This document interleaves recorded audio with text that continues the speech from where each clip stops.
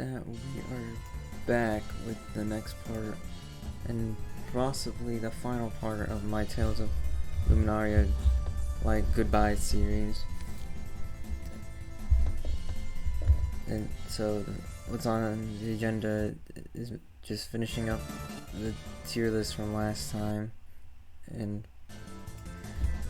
just saying our final goodbyes to the characters, like, overall. So, quick recap of last time. This specific tier list we're working on is about how the characters work, or how good they feel to play in, like, the regular gameplay sections, or just against, like, the small mob enemies, like what you'd experience during the story or the challenge missions.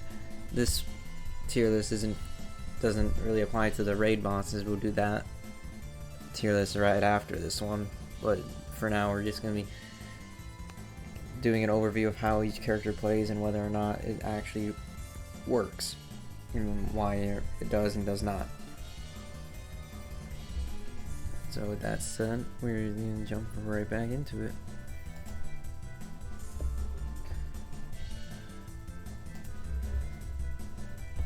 Where we left off last time, we're going to be starting today's stream playing with Falk.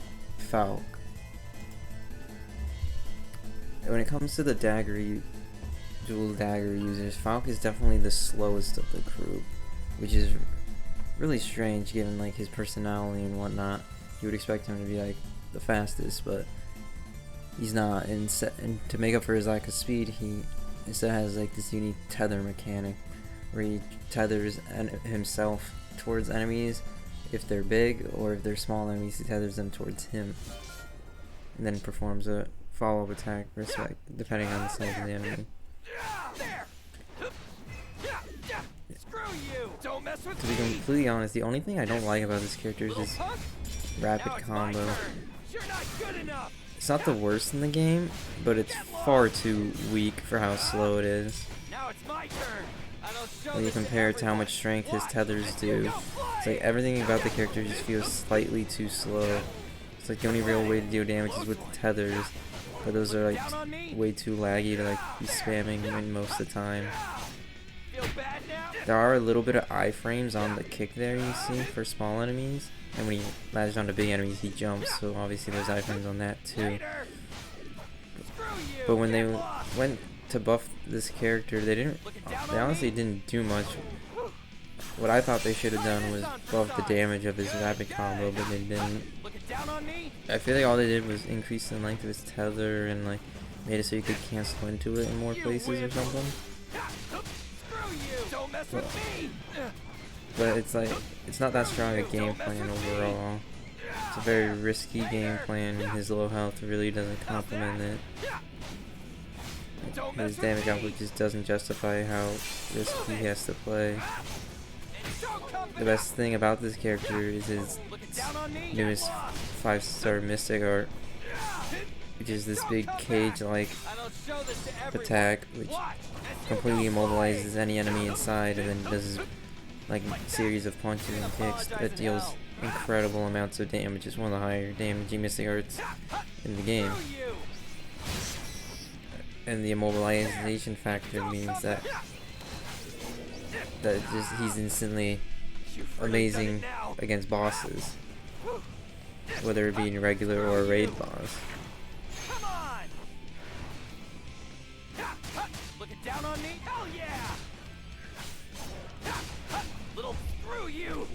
Unfortunately, though, even with this high strength, when he doesn't have his art up, he does struggle to just, like, keep his footing and, like, dodge enemies while not being vulnerable the whole time.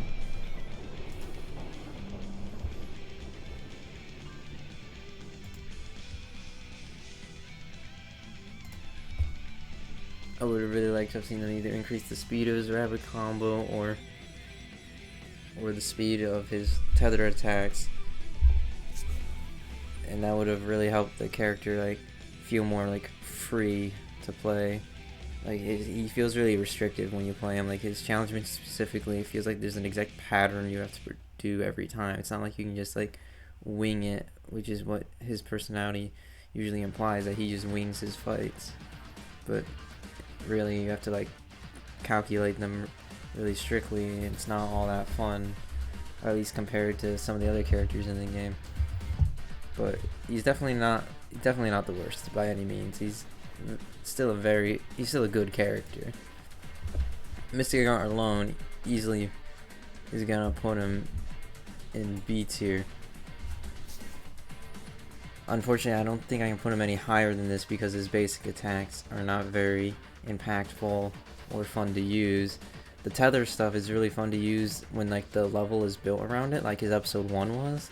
So that made me think like they would try to build more, his other levels around that, but his episode 2 didn't really take advantage of that, so it felt very underwhelming because you were just walking everywhere instead of using his unique mechanics to their fullest. Alright. Anyway, next up is Gaspart.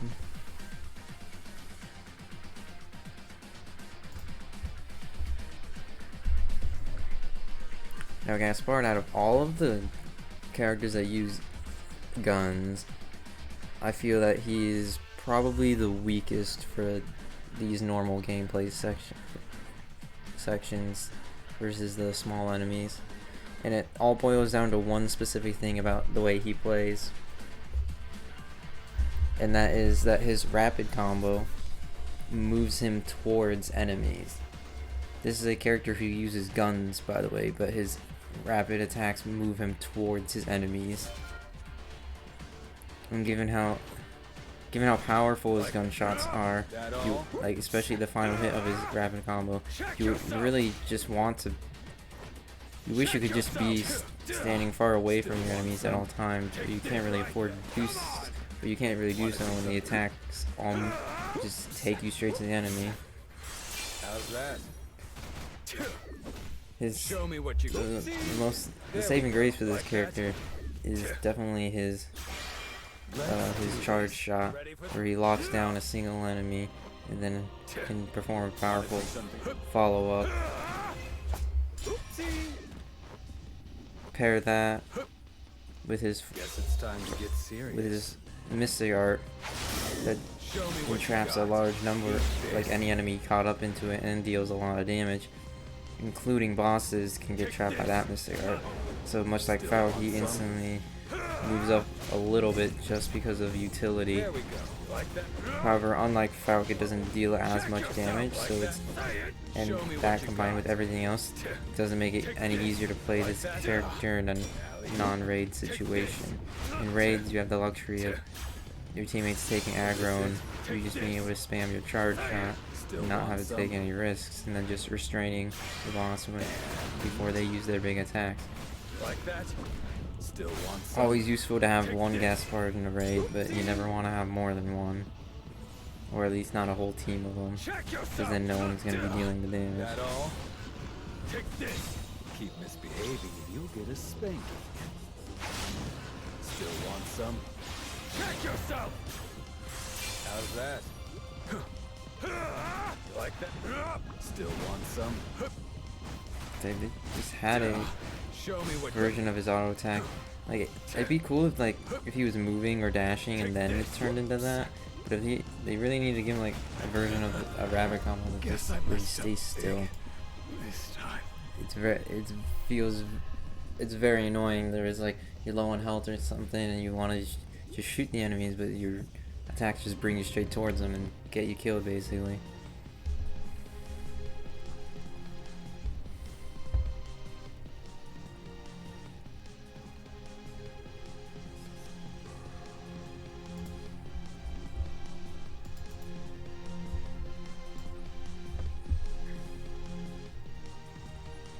And so I'm gonna have to put Gaspart.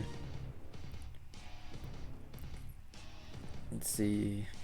He's between C or D for me.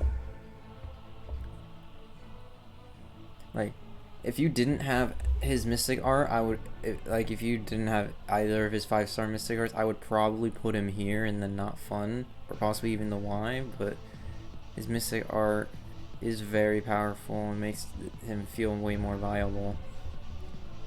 So Yeah, it's just it doesn't make the character so overall is it feels annoying to play him because he's doing stuff that you don't want him to do constantly. Then we have Hugo. I don't even have to. I talked about him at great length yesterday, and during the story stream, he's just not fun. Literally not fun. To sum it up, for anyone wondering, he's a character who's all about guarding and counterattack. However, his guards, they do not negate as much damage as I feel like they need to, unless they're a perfect guard. But the perfect guard's timing is too tight in my opinion, and because the game may occasionally lag, or some enemies just straight up don't have startup to their attacks, and then the amount of damage you get on the perfect guard doesn't justify going for it. I'd rather like take the damage and normal block 2 attacks and do 2 non-perfect counters than risk dying to do a perfect counter.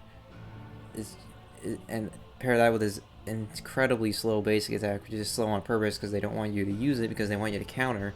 But then these are AI enemies, you can't predict when they're gonna attack. Sometimes they just stand around and do nothing. So if the only thing you can do is block and then attack back like that, like you're not doing anything, then you want to end the fight, so you go to basic attack them.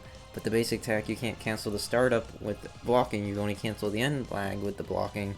So it's just, you're just always you're gonna be left open for wanting to actually play the game.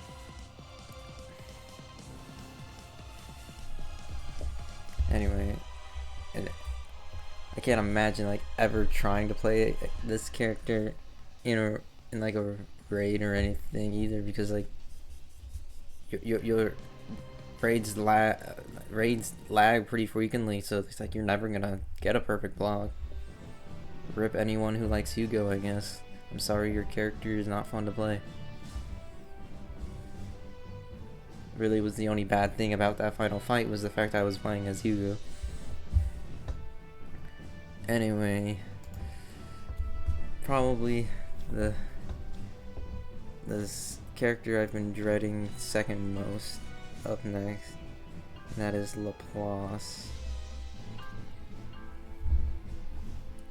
Laplace is a character who uses a bow, so you would think that she'd be a ranged character, right? But unfortunately not.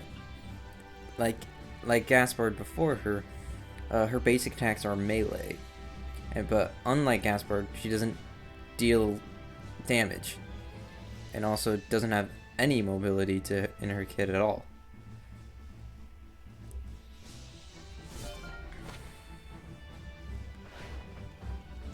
Laplace's rapid combos are these like cross slashes and then end with a kick, and you can't really do anything after. Her counterattack is decently strong, so there's that, but everyone's counter strong, so it's nothing special. The only unique thing you can do with this character is after you hit them with a basic attack, you can then hold, and she'll do a retreating shot with homing bullets that deals an okay amount of damage. But it's like, and that's like the only effective thing she really has is like the fastest way she can deal damage is just by spamming this thing. So she'll just basic attack and then go back. Because if you just do the charge normally, one sec, get this wolf off and then demonstrate. Her mystic art is also just a giant straight laser force. It's not even like I'm missing much by not having it. So she can charge, and then she goes into like a sniping stance similar to Celia, but doesn't have as much range. And then these projectiles spawn, and each one will lock on to different enemies that are in your sight. And then they do deal a lot of damage, like to their credit. However, it just takes so long to do, and then you just can't do anything afterwards. I literally almost died. Catch me if you can. What an eyesore. This is why I think the best thing to do with her is to just do the one basic attack and then retreat.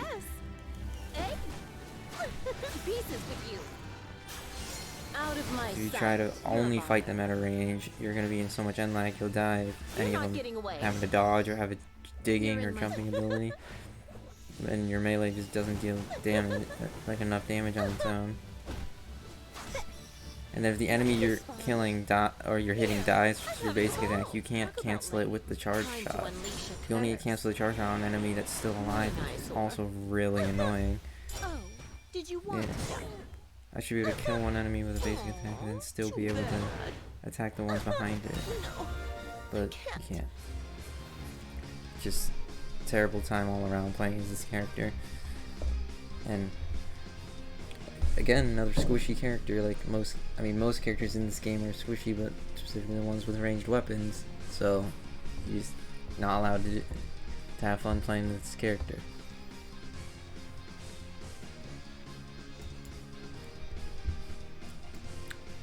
So, and for that, she goes into the Y category. I don't know. Hard to say because her game plan makes sense. And like it does what it's supposed to do, but it's just really not effective at all. It's not like an anomaly like Charles was, I guess. So maybe it can go above, because Y isn't necessarily not fun. It just doesn't work or function correctly. So it's like not even fair to put it there. Yeah, definitely even less fun than Hugo in my opinion. Still can't really make a decision. It's not like the concept of her kit is as weird as Charles's is. It's just really bad.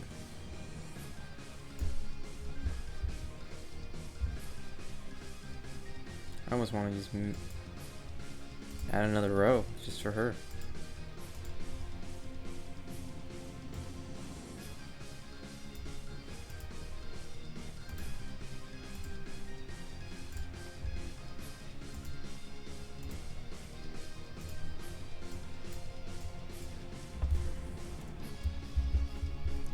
Just bad, like extra bad.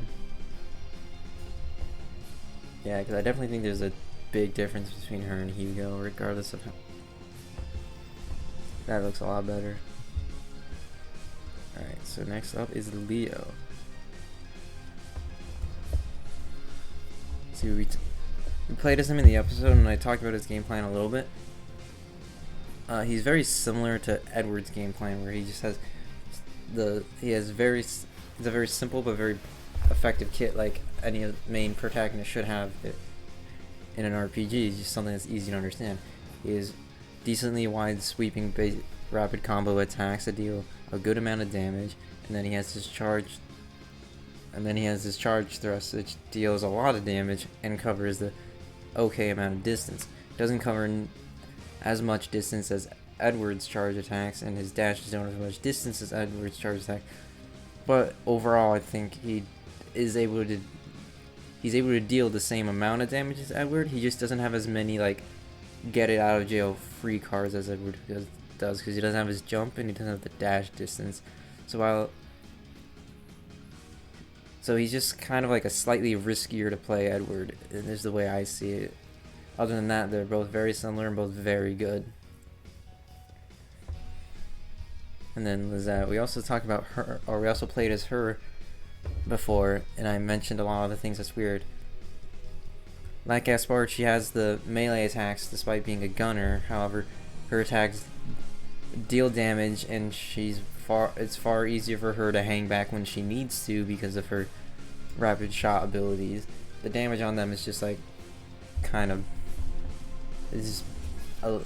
bad, because it only deals a lot of damage if the enemies are close by, but if they're close by, you're not going to be rapid shooting, you're going to be melee. So I feel like if anything, they probably should have made it so the bullets deal more damage at a greater range.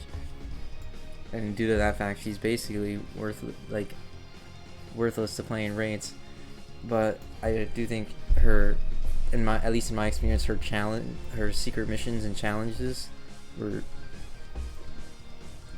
like her ability to hang back and be a little lame, and her like slightly above average mobility made her effective is the main thing. Like it was easier to get the job done than it was with than August, because even though August is dealing more damage, August can only take like 2 or 3 hits. Zach can take like a couple more than that.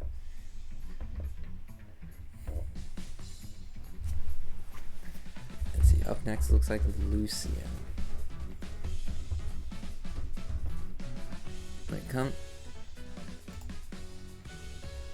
it comes to the characters, I do feel like Lucian is definitely the one who's probably the most robbed, and I feel like the most bad for his fans. Not because he's bad to play, he's actually amazing to play.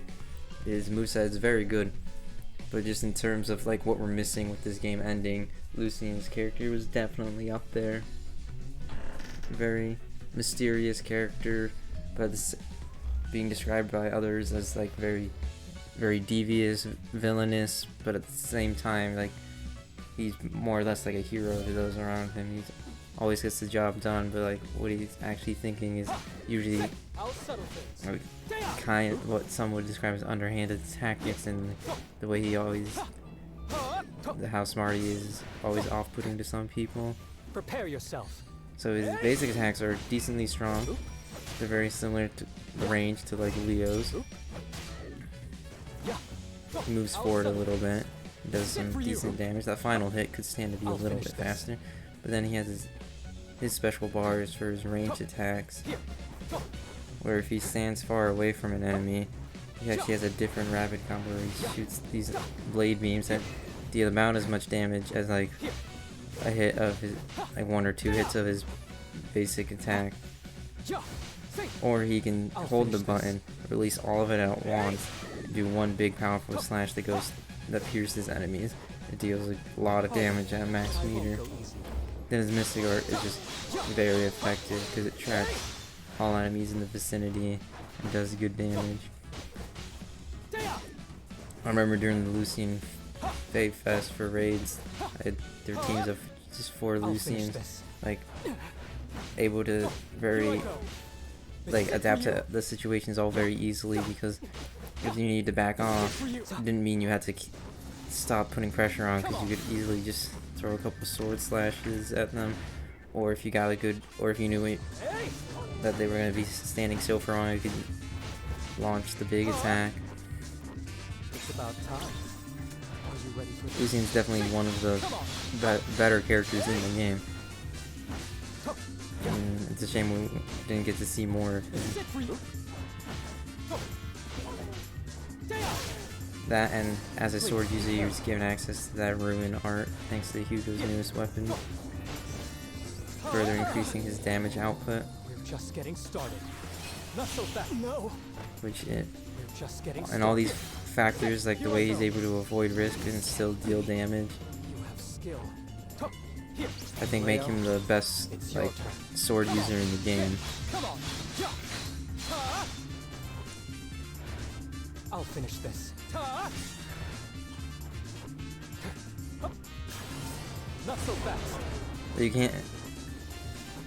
The only thing I can say about him is he's not like Unga Bunga rush down, run into the big groups of enemies and start hitting the attack button like Ed or Leo is. And so you have to play him a little bit smarter because his attacks are a little slower than theirs. But he has the resources, or he has the kit, like, that has enough variety to it where that doesn't hurt his game plan at all, and he's still able to keep going. And for that, I'd probably put him. He's either at the top of A tier or the bottom of S tier, or the bottom of S tier. And I think for now I'll keep him here, but when we're done, he may or may not move up.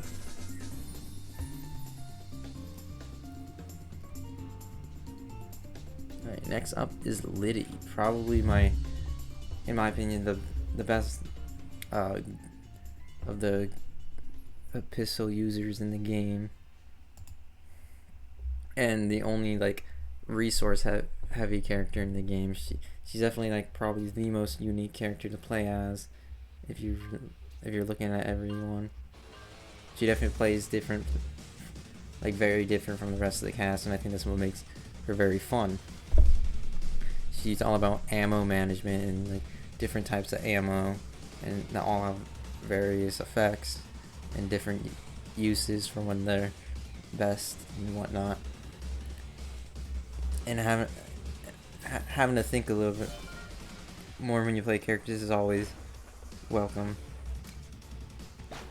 Because you have this grenade that's good for dealing with big groups of small enemies. You have this spread shot, which just does a bunch of her standard bullets at once in a slightly wide area. And it deals a really high, and it deals a high amount of damage. It's the best to use when you yourself are surrounded. Her regular shot has a decently long range and an okay firing rate. It's nothing special. It's usually probably the last bullet you go to is just as a default, just when you're backing up from enemies. And then you have this charge laser, it was like one of her best shots, but you can only store one at a time, where it pierces all enemies it goes through, and is most likely gonna one-shot most basic enemies in the game that aren't bosses. It just takes a while to charge. See right there, the grenade. One-shot all those bees. So I can one-shot those frogs. That was out of ammo there. And then she has this space laser where you can choose any target, and it and surrounding enemies take a lot of damage. And when you're out of bullets, you hold the button and she does a quick reload. Well, it's not the quickest, and if there were anything to buff about this character, it would be the reload speed. But you wouldn't want to be anything too crazy, because then that would take all like difficulty away from playing the character. And she's effective enough without it. It's probably the best character if you just always want to be far away from your opponent, because nothing in her kit forces her to get close. She's probably the worst character when she gets surrounded, because she only gets the 5 charge shots. You're too slow. You're too slow. Stay still. However, her newest Mystic art that came out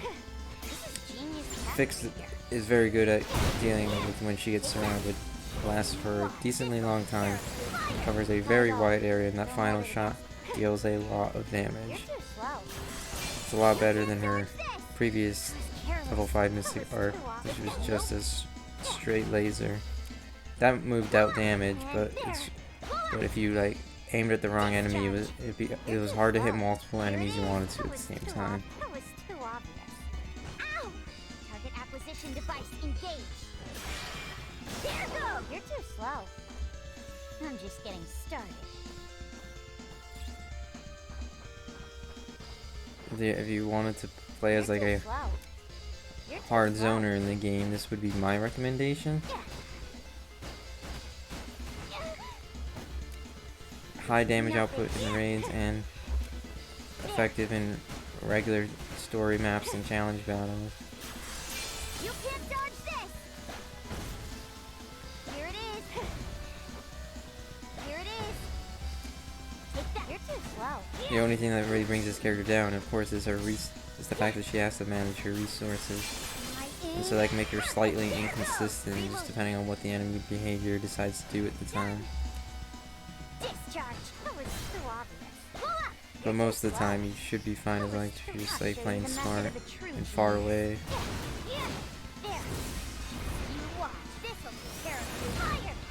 And if someone's there to take aggro for you, even better.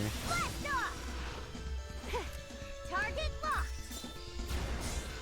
You're too slow. You're too slow. Take that. That was too obvious. There goes.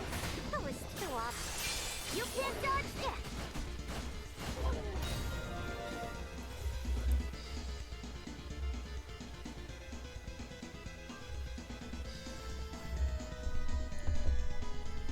And with all that in mind, I'm gonna very confidently put Liddy in A tier.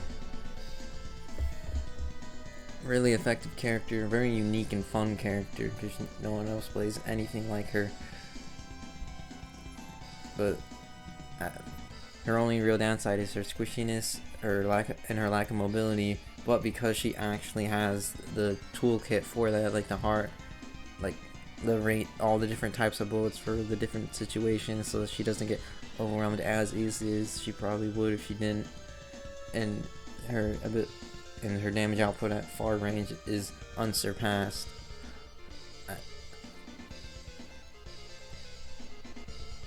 For how fast she shoots a bullet. Like, you could technically say like someone like Celia or August deals more damage, and for the most part this is true. However, Liddy usually doesn't have isn't limited by like the amount of setup or lucky coincidences those two characters usually need, at least when it comes to like the small enemies. Because Celia really just doesn't want anything near her at all, and if you mess up one perfect shot, it's kind of just over. And then August is just about like really like timing your shots really well, and like you have to know when to block and dodge with him, because he's even squishier than both of them, I believe. I'd have to double check that. At least it feels like it from my experience playing as him. I could be completely wrong about that. It's hard to really make comparisons since none of these characters are equal level. They do have defense stats. So just for my personal reference, let's see. Yeah, Liddy has 2k defense. August has 1.7k. And Celia, she's gonna have more or less. Yeah, 1.9k. Liddy gets a big boost to my strength of Edward, but overall, she does technically have less power overall, like stats, than at least Celia, so it's reasonable to say she at least has higher base defense than Celia. Alright, who's next? Michelle. Another very unique character who I think is very effective, and although she's not my playstyle, I can see why some people might gravitate towards her. Michelle's main function is as the healer of the game. I say that, but she really only has the one healing AoE healing skill, and to its credit, it's a very powerful skill because it only takes about half of her MP gauge, and anyone within it gets healed pretty fast. It just has a slightly long cast time.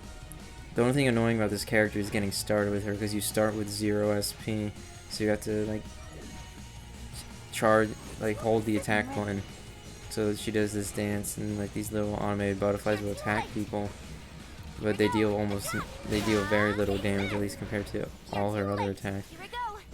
Most of the time, you're just gonna be spamming this basic wolf spell, which has really good range, good damage, and like okay width, so it can hit multiple enemies at once. Unfortunately, if your wolf chooses the target, not the enemy you didn't want it to, or you get surrounded by big and or fast enemies, it can be really difficult to deal with. Her Mystic Arts usually can subsidize this because they're big AoEs, and this Mystic Art, at least specifically, will completely heal her and her allies, so it's very powerful both in single player and in range. However, the main thing though with this character is that if you want to play her like damage, specifically only focusing on damage output, you're not going to be disappointed because she can deal a lot of damage. However, it's just in my opinion, it's probably the most boring way to deal damage in the game, because you have to stand around until your magic gauge is almost full, then you select the little summon spirit and icon, and then you have to start the channel. One sec. You have to start channeling for a few seconds, and then she'll automatically target someone with this big laser that deals a huge amount of AoE damage.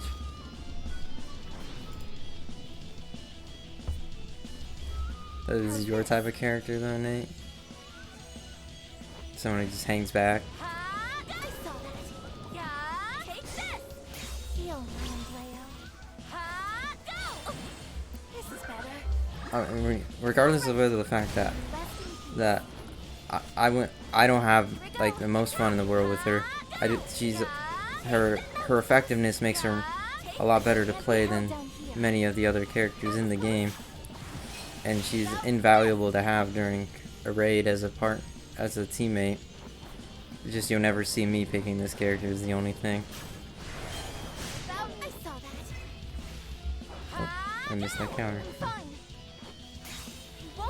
Her healing also makes up for her squishiness, so even if you start taking damage, you can usually risk it. The biggest problem with her in this, at least the single player challenges, is trying to do everything fast enough.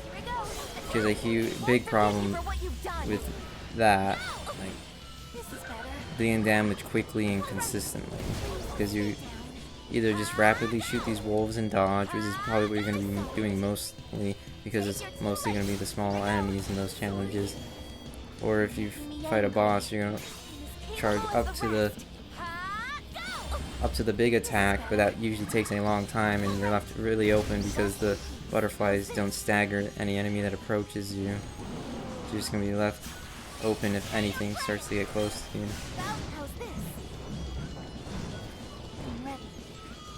So I'm going to try to charge up the big spell for this guy. I got hit by that apparently. I don't think I took any damage though. There we go. Now we have to hope. And unlike Liddy's like big laser, her attack, you can't choose the target for it. It's going to be auto targeted for you. So I have to hope that this attack targets the big boss, which it did. But unfortunately, I ran out of time, so we didn't get to see how much damage it did. But it probably would have done at least half of its health, if not more. It is very powerful.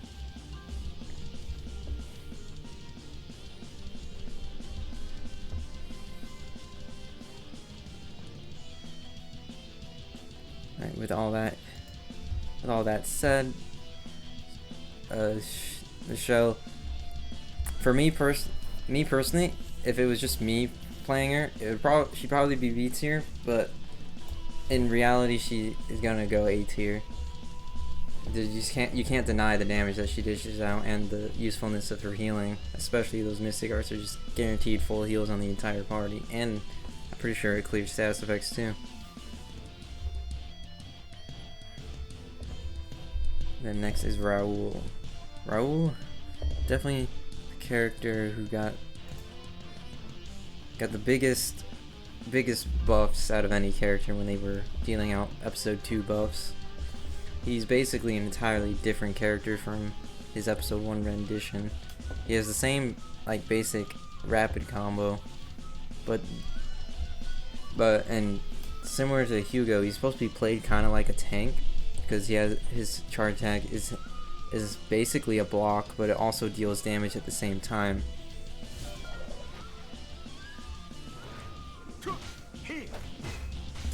In this basic combo, it's not very impressive at like first glance, but the final hit of it does deal a lot of damage, and he advances forward while using it. It hits a decently wide area of enemies. And then you had this charge attack, which before the episode 2 update for him, it used to cost like, he used to have a stamina bar, which this would expend from. And while you're doing this, you take less damage from enemy attacks, and you hurt them a little.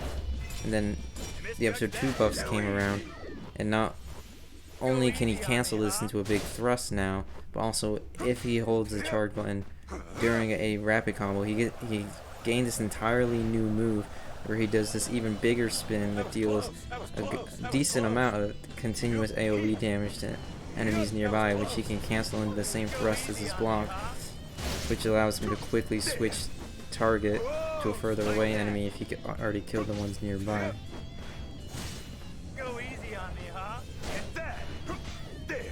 I remember specifically it was his single player challenges that like you used to literally just not be able to deal enough damage in as short amount of time as they wanted to. when they wanted you to in a couple of the challenge fights, but then once these buffs came out, it was like nothing. And as a spear user, he has access to the healing art, as I mentioned before. The other spear user, and this mystic art specifically, its range is a lot bigger than it looks, at least width wise, and its distance basically covers full maps, and it raises his physical attack at the end of it, so it's very good mystic art. So they essentially changed this character from being sort of a tank into more of a hardcore bruiser with mobility options, and it's very satisfying when you go up to a big group of small enemies, start spinning your spear, and they all just start dying. Then when you think they're about to attack, you can cancel into a big thrust and deal whatever remaining HP they have left. Time for me to get serious. I feel for you, but you just give up. That was close. Go easy on me, huh? Here you go. Go easy on me, huh? That ain't gonna work. Go easy on me, huh? Well, I do think these new buffs like made him like so much of a stronger character. The only sorta weird thing about them is it basically makes it so like his block has almost no purpose to like exist, because it doesn't deal as much damage as his other attacks. And with his added mobility, it's easier for him to get away from a situation in the first place, so he doesn't even need to block most of the time. He can just dodge more than he used to be able to. The dodge technically, or the block technically also protects enemies behind him. You see he has an area of wind, and if he has allies behind him, they do take reduced damage too. However, I personally at least never saw anyone take this character into a raid, because while effective on his own, there's just better choices in the end.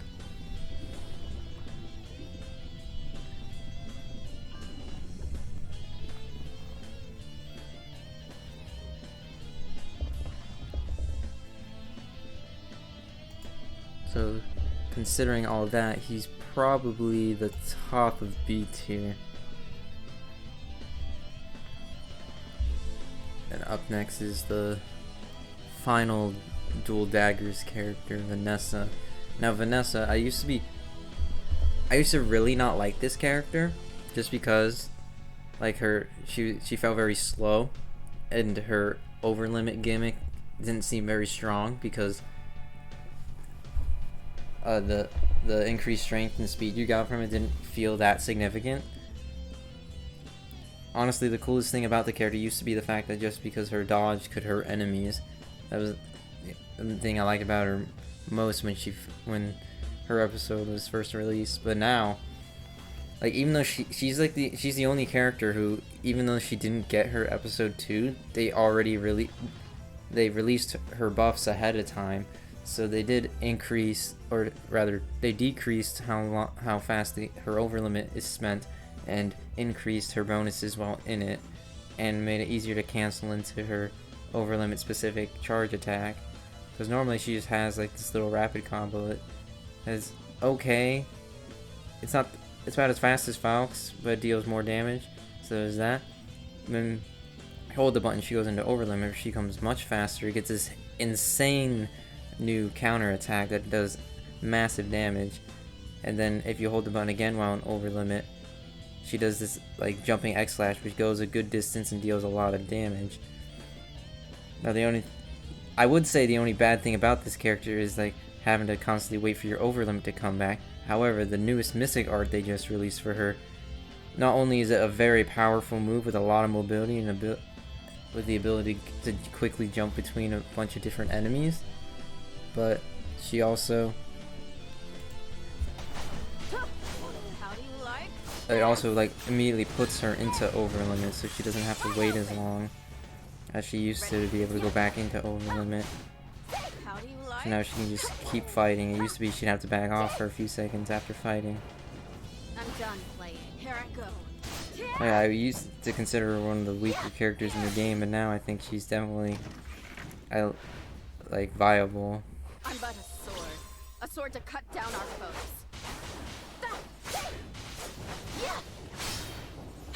No way! I was careless. I'm done. Here I go.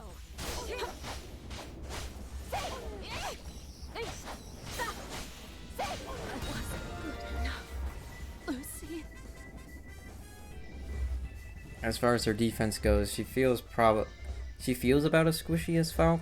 I'm not sure on the exact numbers, but it's a very similar feeling to playing as Falk. But her I would have said she was worse than Falk before the buffs, but now with the buffs and the new Mystic art, I think she's definitely better than him, and is no longer the like her and Falk both used to be very weak, and the dagger class like used to be very underwhelming. Apart from Edward, obviously, like you'd expect the dual dagger characters to be the ones that are very fast and attack a lot in a short amount of time. Well, and Vanessa's new buffs definitely make her fit into that new philosophy a whole lot better. Just the only thing that's like troubling me with her placement is like we didn't really get time to experiment with like these new buffs and this new and basically entirely new version of this character, because her episode was never released, so it's hard to gauge how good she was in single player. Really, all you can really do is training camps at this point. Then in raids, unfortunately, she's always just been like too risky to really pick. So with all that in mind, I think here's a good place for her. Yeah, pretty content with that. We were supposed to do Maxine next, but his position got moved, so we're gonna do him next. Alright.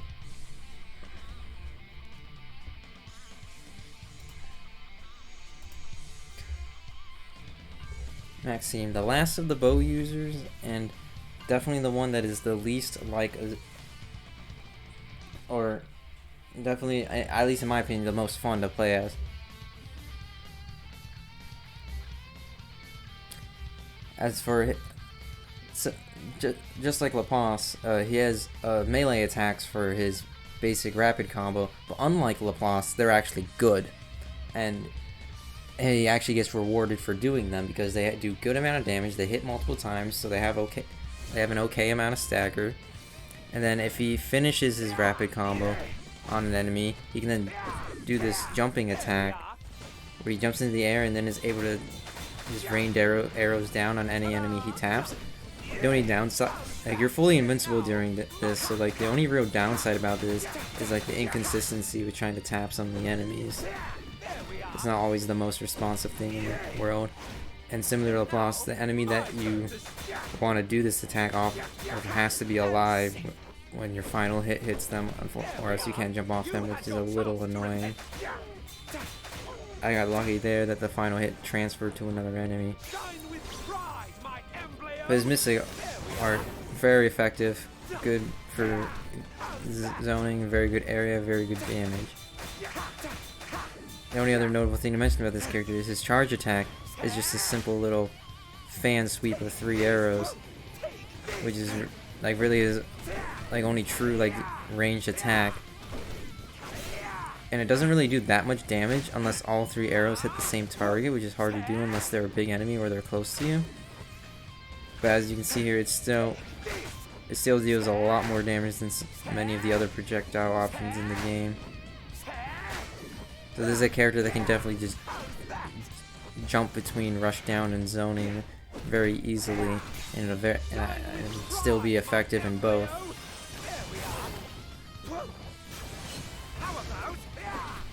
I don't know if it's purposeful or not, but he feels a lot like playing Lucian, but just like kind of almost backwards.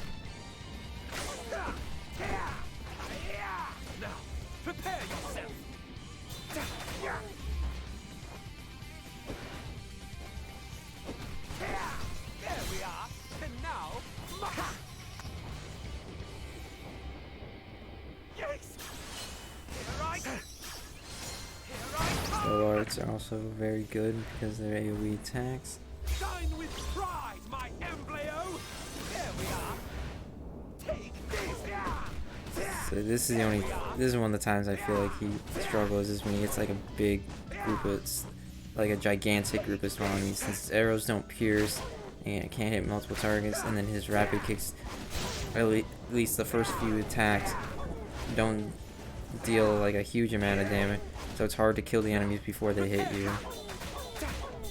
So sometimes you do eventually have to back off and like, try zoning to survive large groups of enemies, but it'll take a while. That's the only like really unsatisfying thing about playing him.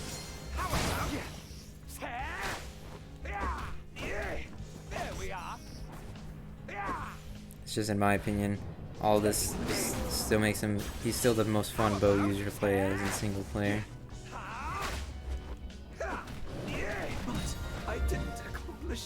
And I do believe he's the tankiest of the bow users, able to take the most hits, because I think they kept in mind that he has melee attacks when actually designing him, so very nice for them to do that. Laplace really can't stand the character.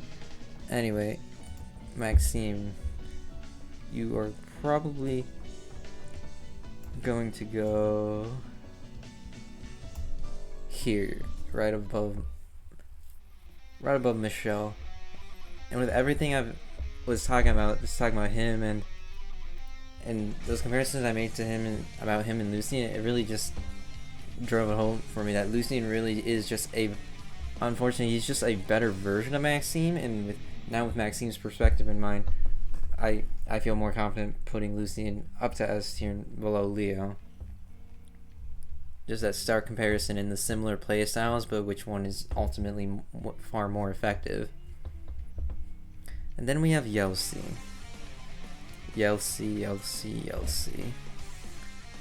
Spoiler, she is the worst character in the game. I'm sorry, like literally the worst character to play as, and the reasons are pretty plentiful. The main run being that she is a spear user, yet she feels like the stubbiest character in the game. I don't know how you make a character with a long range weapon feel like they have no weapon. They didn't increase her damage and like dash distances and stuff a lot for when they buffed her. However, that didn't help the underlying problem where like her attacks have to be far too close to enemies and then just don't deal as much damage as they need to. She has this little charge thrust you can do to quickly close the distance, but it doesn't deal like a lot of damage until like the final hit. It can leave you a little open. You can dash cancel out of it up until the final hit, but if that final hit lands, you're gonna be there for a while. And during her auto attack, she does go airborne, so she can hurt. Like the only real advantage to playing as her is like abusing iframes by being in the air, and then you hold the charge button there, and she does an extra jump and throws this halberd, which is her highest damaging move in her kit. However, I do feel like it's also the worst move in her kit because like everything in this game, it has auto targeting, and you can't choose who it goes towards. And if an enemy is too close to you, she can't throw it like directly below her, so she'll actually miss the enemy. So you do the move thinking, oh, I'll get rid of the enemy really quick, and it's like, oh no, you can't. The only saving graces of this character is the fact that she has a heal spell for being a spear user, and that she can abuse iframes by jumping. But other than that, she probably takes the longest to kill anything out of any character in the game. Like this Mystic Art is like the only way you're dealing damage to anyone with this character. Her challenges by far took me the longest out of anyone's to do, because the time limit just was far too strict with how little damage, and not even just how little damage she deals, but how slowly she deals it. Her rapid combo like literally needs to be like twice as fast for me to feel like this character is good. That and her actual high damaging moves are even more inconsistent than Amelie's, and Amelie's built on RNG.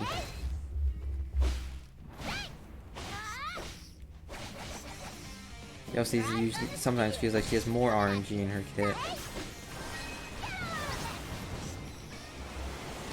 The upside, as I've been saying, the only upside to this character is that you won't die when playing as her, but neither will the enemy you're fighting. At least not for a while. And nothing feels satisfying. It's like, I only want to do the final hit of this rapid combo because it's the only one that deals damage, but it literally takes like 4 or 5 seconds once I start tapping the button for her to complete her auto combo. So it's like, what's the point? It's like, I would like to deal damage quickly, but then I would have to do the jumping attack, but that's gonna miss. And so I'll do the charge at them attack, but that clears some distance, but that doesn't deal a lot of damage.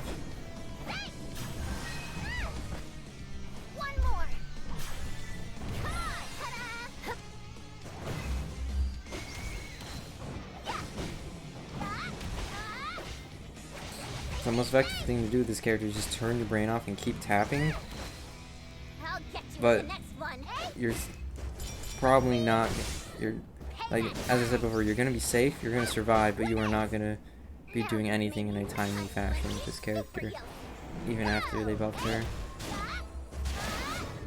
Without her art or mystic art, she literally can't do anything.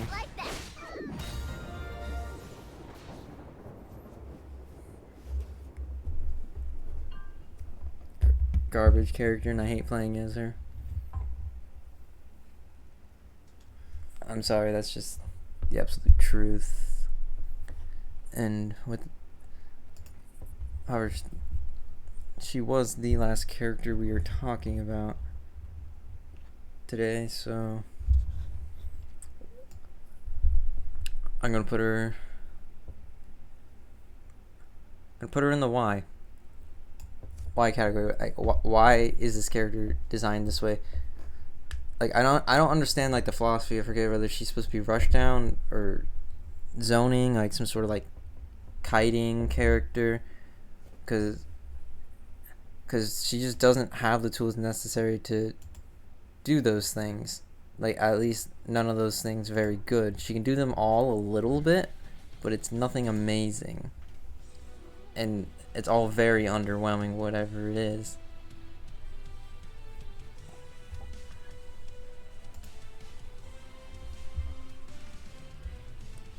Yeah, like even a character like Charles, it feels like it's more useful to play as him, because at least you will be dealing damage. With the LC, you don't have a guarantee of dealing damage.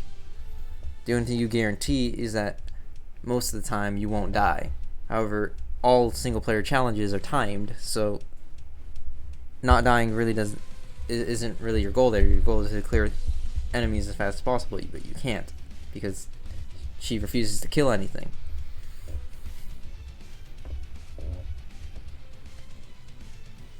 And with that, I think I am pretty satisfied with the way this is looking overall.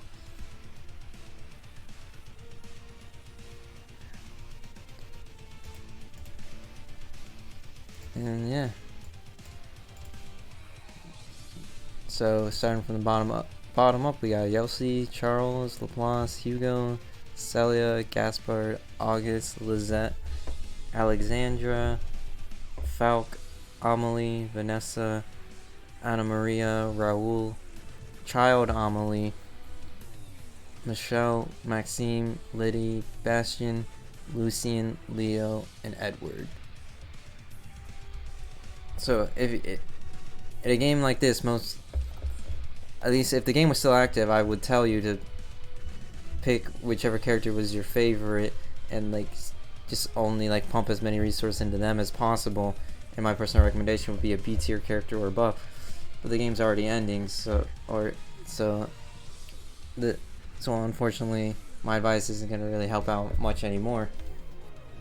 But I definitely think the stars of the show are the top 3 there in S tier.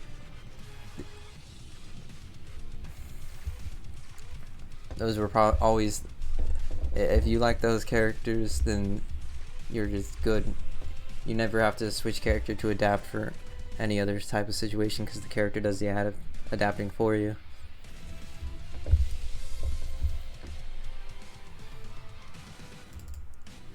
Now, however, if I wanted to talk about raids, it will slightly differ.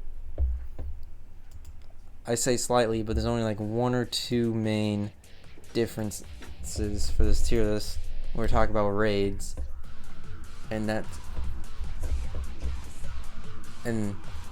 raids it's a little hard to judge because my experience comes from the people, from my personal experience with raiding with other people, and it might be, I may or may not be highballing or lowballing some characters because of the character strength of the people I happen to be accompanied by.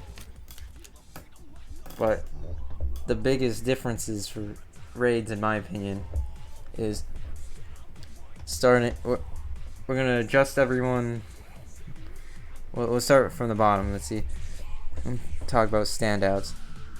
For raids, Gaspart easily goes up for to an A just for utility purposes. His ability to lock down the boss whenever he's gonna about to do a big attack, and like open it up for all the other characters in the raid to just pummel on them, and just leads to massive damage every time he uses his mystic art for the entire team.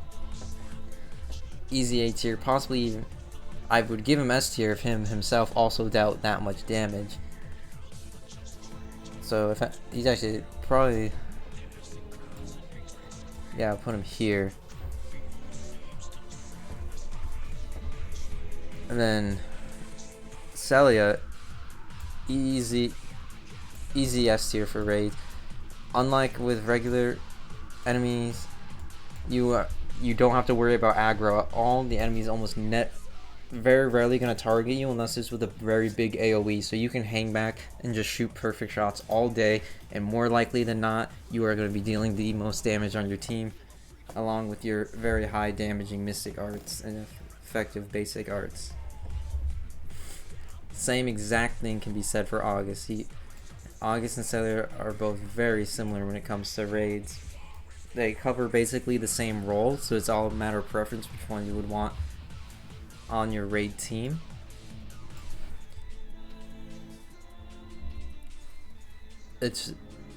I more often saw August's personally, because he is easier to use than Celia, because you don't have to worry about perfect shots. But if you do get every perfect shot, Celia does just blow August's damage even out of the water.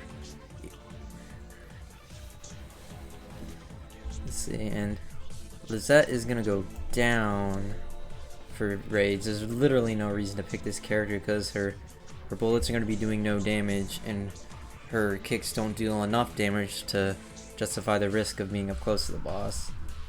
Alexandra also gonna be a D tier simply due to the fact that she can't really deal damage to bosses because her rapid combo sucks, and her thrust can't make the bosses don't flinch, so the thrust loses its secondary purpose. For Falk, he's gonna move right up next. Him and Gaspart are basically equal because they serve with Falk's new mystic art. They serve the same function with the constraining mystic art, where they just open it up and deal so much and allow you to deal so much damage. In fact, I might even put Falk a little bit higher than Gaspart for the fact that, because unlike Gaspart, he also deals a lot of damage. It's not just his utility. The strength of that mystic art is also incredible, like even more powerful. It's just that without his mystic art, yeah, that's the only time playing Falk is bad in the raid, is when he doesn't have his mystic art. But if he has just basic projectile standard arts, you're not going to lose out on too much damage. And if you have food to increase your art gauge, you're good. You're the whole time. Now let's see. Amelie, I'm definitely going to have to put down for raids. Literally due to the fact she's inconsistent. Her inconsistencies shine even more in raids than with the regular enemies. That paired with her slow attack speed, she's just never going to be dealing as much damage as she needs to, even if she never gets hit.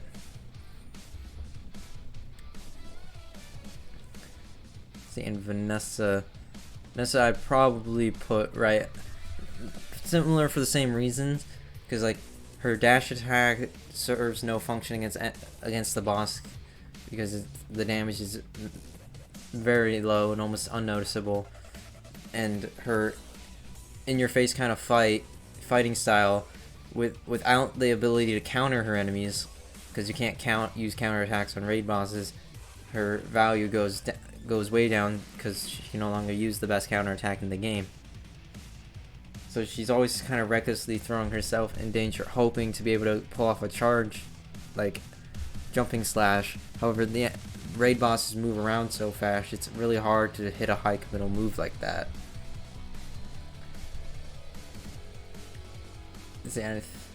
For Anna Maria and Raul, the only real thing is I'm going to switch their positions, because Anna Maria's damage output far surpasses Raul in raids, and as long as the only bad thing is I'd say you have to constantly be eating food items as Anna Maria to keep your health up as you go for those lightning flashes to deal that massive damage. And Raul, while he's not going to be dealing incredible amounts of damage to the boss, his secondary purpose of being able to block attacks for, say, his ranged August or Celia, it still makes them an okay choice. It's just not one you would really see often. You would only see that if like you were paired up with a friend. You wouldn't really see it in a lobby of randos. See, Michelle, you know, theoretically Michelle as the healer should go up to S tier, and I think I'm still gonna give it to her. But however, I still have a personal vendetta against every Michelle player who's ever played with me, because they never use the healing skills. They would just attack and nothing else. That's just my own personal gripe and my own experience. Maybe someone else actually got a Michelle player who would heal them. I don't know. Theoretically, she's amazing. In practice, she could be amazing. It's just the right type of people weren't playing her. But I can't deny how strong she is, regardless of what happened to me. See, Maxine, unfortunately, he's probably gonna move down to C tier because he can't really use his jumping shot really against the boss, at least not to great effect, and then the low damage of his range shot makes him basically like unable to deal any damage. Honestly, he probably actually goes below these two characters. It's just a really unfortunate that one of the more fun characters in the game is almost worthless to play as in raids. See, Hugo stays where he is because I mentioned lag before, makes it even harder to run his game plan that sucks in the first place. Then Laplace, nothing can save that character. Charles, you know, against raid bosses, he probably actually moves a little bit up here, because even though the character himself doesn't really function like a real character, he still can deal damage because of his automated turrets. It's just you literally hang back and shoot arts and nothing else, and you'll deal a decent amount of damage. It's just you can literally play this character with your eyes closed, and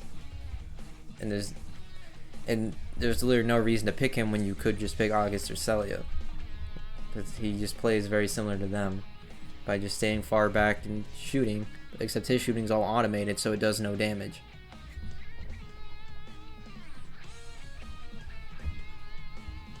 See, and then there's Lidica. Her damage output is incredibly high against raid bosses, and she's able to keep her distance all the time and then reload pretty safely. So when it comes to damage, she definitely deals more than both Gaspart and Falk. However, you're still not gonna. She's still ultimately probably a worse pick than either August or Celia. So that and the fact she doesn't have the added utility of the constraining supers would probably keep her where she is for raids. And then as for Bastion, this character is an absolute monster in raids. His high damage output is just as long as you're constantly healing yourself or avoiding damage, you are going to deal. Assuming it's not a boss that runs away a lot and you're able to get your hits, that's the only hard thing. Bastion's kind of like raid boss dependent. Some bosses are easier to hit with him than others. And so I really want to give him S tier, but because he's slightly inconsistent, I can't say I recommend taking him unless you're like a Bastion main. And let's see. As for up here, the only person who's really gonna move down is Lidica, because due to the fact that raid bosses do not flinch at all, his already sort of risky game plan is just made even riskier, and his damage output is just slightly not enough to justify it, in my opinion. So you'll be dealing probably upwards the same amount of damage as an Edward, or even possibly a Celia if you're cracked enough, but it's far less likely to happen in this scenario. So he probably just goes slightly above Liddy. Now, Lucian, I mentioned before, I talked about how Lucian raids usually go.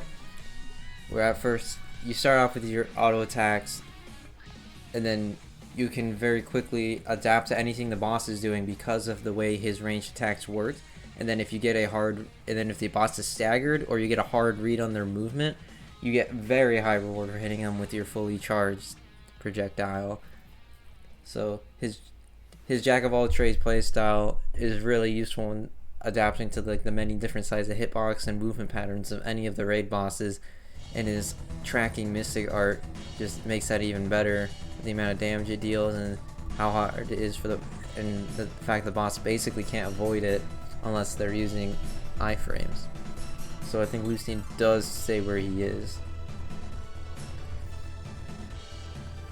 Then Edward, if you want to play a melee character in raids, you gotta basically, I would recommend either Lucian or Edward, but Edward is going to be dealing more damage than Lucian, just playing at a slightly riskier game plan. However, his jumping knives are fully invincible, and if you abuse that fact, you can also take full advantage of his high mobility and be able to chase down even the fastest bosses across the boss arena in a very short amount of time, and continuously deal incredible amounts of damage by doing a 1-2 rapid combo, the first 2 hits of his rapid combo, into the charge slash, and constantly repeating that pattern. It's a very fast and consistent source of damage, and if you're repeatedly doing that, in my experience, even if I've been several thousand power lower than some of the other people in my raids, I still would end up dealing more damage than them just because of the character difference, or it could also be a skill difference, but I feel like it's just a testament to the character strength overall, when the only thing I have to do to this character is give him a strength boosting art, and the shockwave art for dagger users, and I was very easily able to consistently clear the poison snake raid boss and cement myself in the top, and I believe I got like I was probably placed it was somewhere in the top 250 for all Edward players at Fave Fest.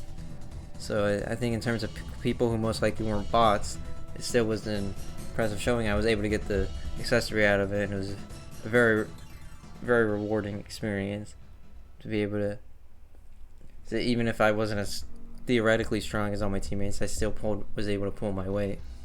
It was all thanks to that character and the advantages he has in those situations. That and his mystic art, you can't emphasize how good that mystic art is, where he just teleports across the screen and it does so much damage. And bosses can't dodge it without iframes.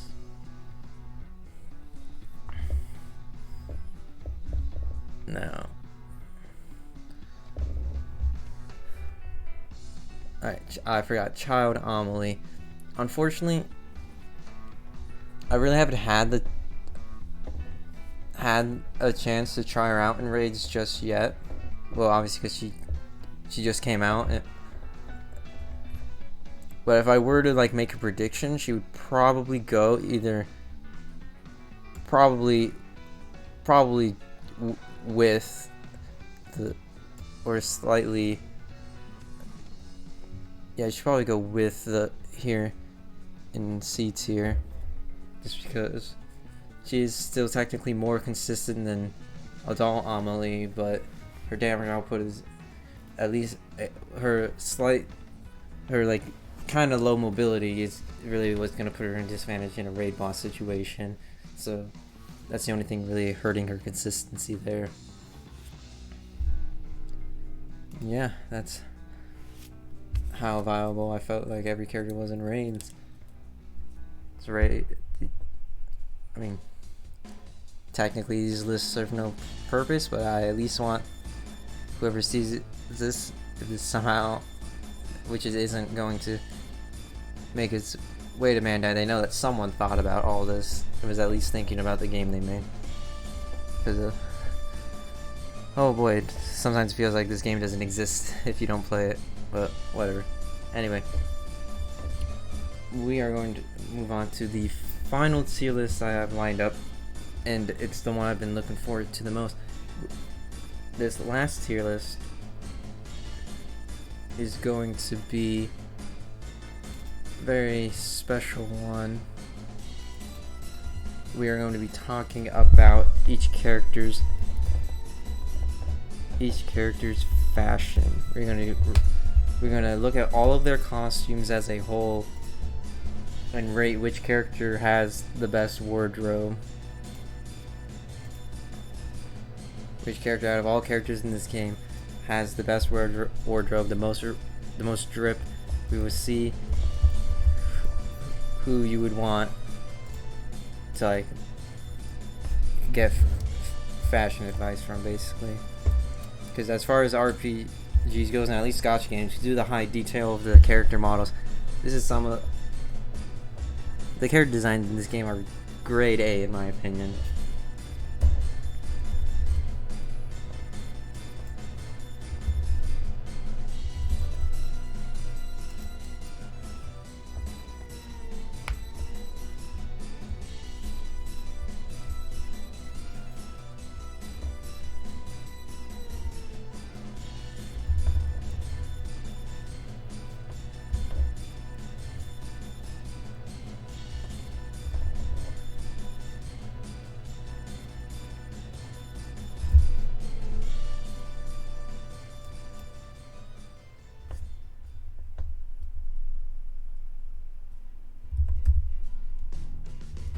It's just there. They're just there. That tier is just for people who are just there. That'll be dry, and this will be desert. Like, holy shit, that character has no drip. But I mean, just thinking about it, most likely no one's gonna end up in that bottom tier, but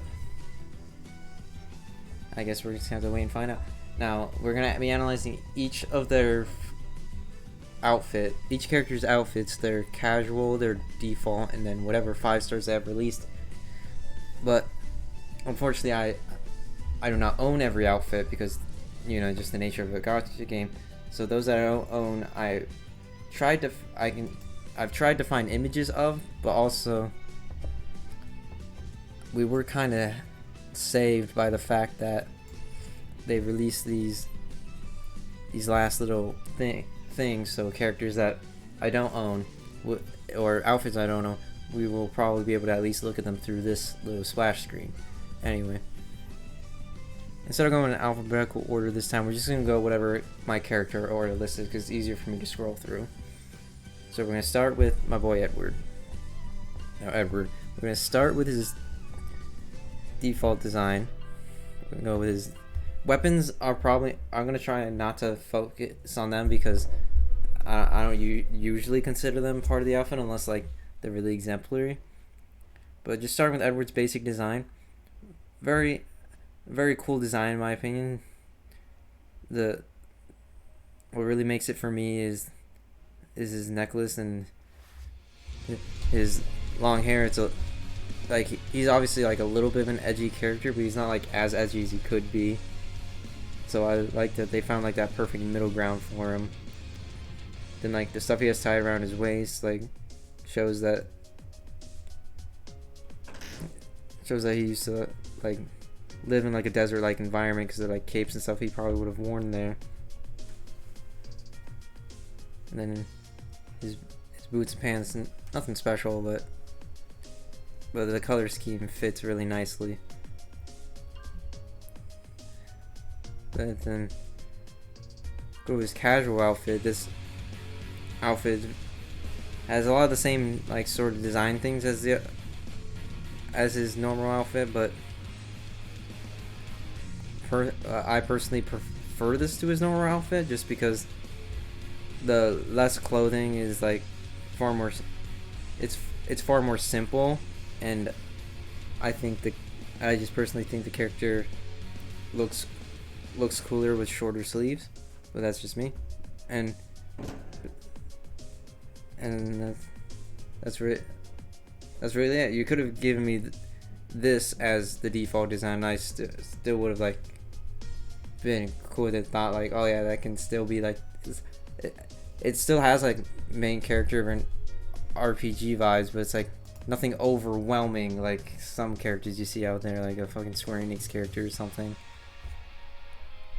It's nice and simple, but it still has a presence, if you get me. And then we have Wandering Merc. If I'm gonna be honest, I'm not like actually the biggest fan of this outfit. Probably the coolest thing about it are the daggers that come with it, because the blue handle matches the scarf, and it's the same like shiny metal that's on that he has accessorized. But overall, it just feels like there's too much going on here. We learned in episode final that this is what Ed used to wear before wearing his default outfit, so you can see some similar elements between the two. But this one feels like it's definitely like something he would wear in when he started traveling the world in like less desert-like environments. So there's a little bit of like little reasons of why it's like this. It's just a little bit much going on for me, and it's sort of like weird and half with like he's got like no sleeves, but then the cape ass is like sort of like short sleeves, and then the bracers are slightly too long. I don't like that they go over the elbow the way they do. And then the knee pads normally I'd say look a little out of place, but because they match the color of like the toes of the boots, it's fine. It's definitely like probably the worst outfit in Ed's wardrobe, but saying that, it's still really, if that's the worst outfit, then you could have worse problems in life. It's still good, just not my favorite. Then we have this one, is more recent one. Well, at first I didn't like this one as much, but it started to grow on me, because like the biggest advantage of it over Wandering Merc here is that one thing I forgot to mention is his necklace isn't visible in this design, which is probably purposeful because he's supposed to like be hiding it, but I guess he doesn't. But whatever. And then just having it there is instantly another plus for me, having that necklace back. And then this just gives me, this like kind of brings like another sort of vibes to the character. Orange isn't really like color I associate with the character, but it's a good contrast with the color of his hair, his eyes, and then they made his shirt that same green as his hair too. So it's very good, and the boots are like less heavy sort of things, more like obviously this outfit's made a lot more for mobility. It kind of resembles almost like an assassin's outfit of sorts. And then if you were a top 300 player on the raids, you were awarded this mask that goes with the outfit, and this just brings the whole thing together. and makes it my favorite outfit of Ed's to use, because it really gives him like that. It gives him like that traditional mercenary vibe, and even though you know him as a character as very like soft-hearted and stuff, the outfit reminds you that he still was like strong and it's like very specifically, like, you know, like the wings on the hood and stuff, and like if you were a top 200 player, you got like these other like additional wing accessories. So this is supposed to be like almost like a bird-like outfit, and further emphasizing his speed and like almost assassin-like attack, like fighting style. I don't know, I just really like it.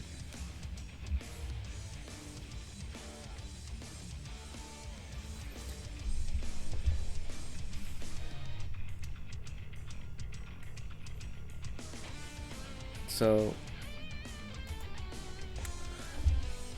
even though a lot of this is biased, but hey, this is the most objective list by far. He's going straight up there.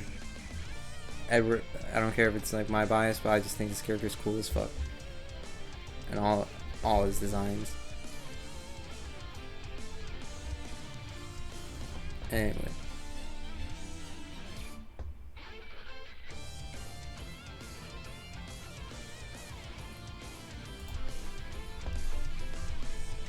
Then we have Yelsi. Yelsi's not the worst design character in the game. I actually think her design's really fun. It's like, it's got like kind of, it's like it's a Gyaru type of vibe. Where like she wears like the makeup. She's got the darker colored skin than everyone else, and her clothing is a bit more revealing than the other people in her class, and it like fits her like peppy attitude and whatnot. So it's a very fun design, how like she wears her school uniform so casually and stuff. I don't really get the hat or whatever, but I think it's nice and it fits the character. A casual outfit, on the other hand, not a big fan of, because of just a lot of flat colors and kind of like nothing to say about it. It's just a jacket and shorts, and yeah. Then we have this outfit. I don't have the spear that goes with it, but the spear is like a piece of wood with like sakura blossoms all around it, and it looks very nice.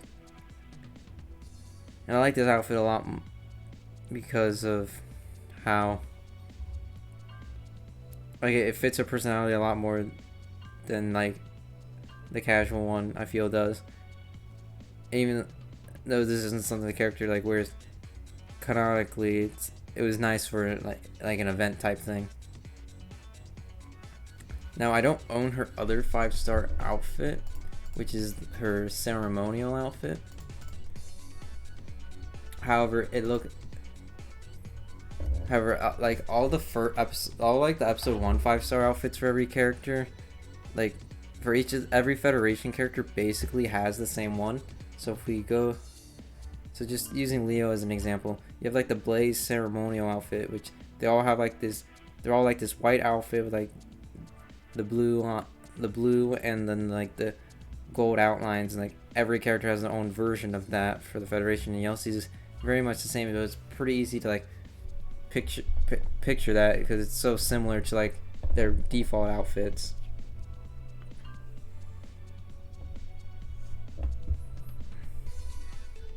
And so even though I really don't like playing as this character, her design is still very good.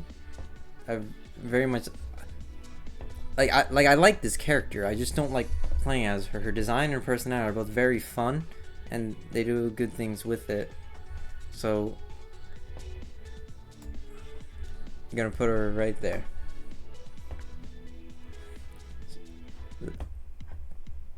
Alright, so back over to Leo, who we were just looking at.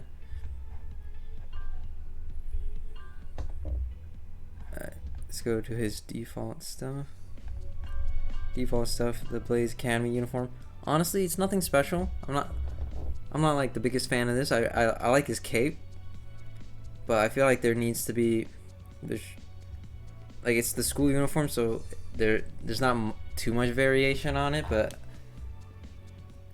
I do. I mean, I do like the open shirt and the necklace showing. I just feel like there should have been like just slightly more red somewhere, like maybe on the shoulder pad. Like, I didn't like, don't go too overboard with it, but would have probably been nice to see a little bit more of the character's own personality in the outfit. Other than that, he has. I really like the rings and stuff that Leo wears.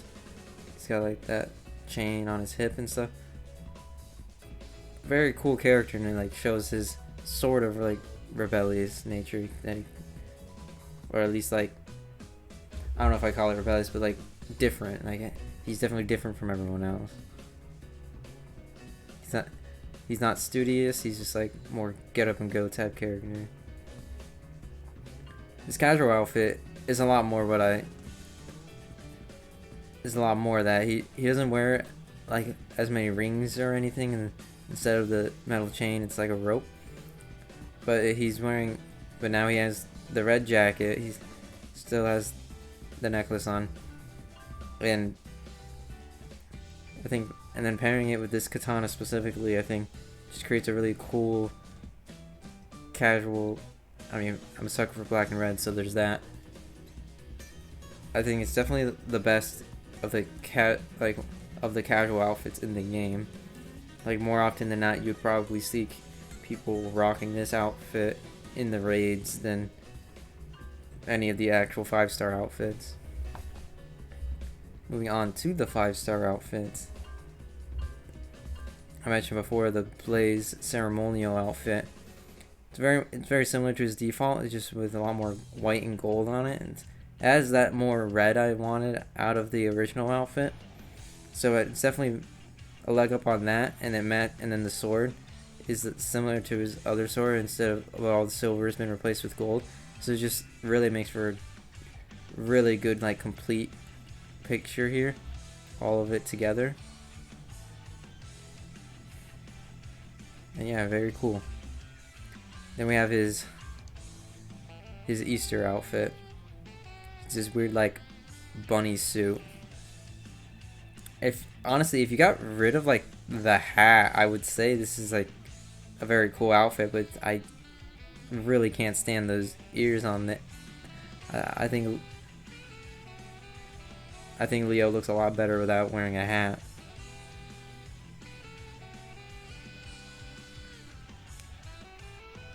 I don't have the sword that goes with it, but it's like, it's sort of similar to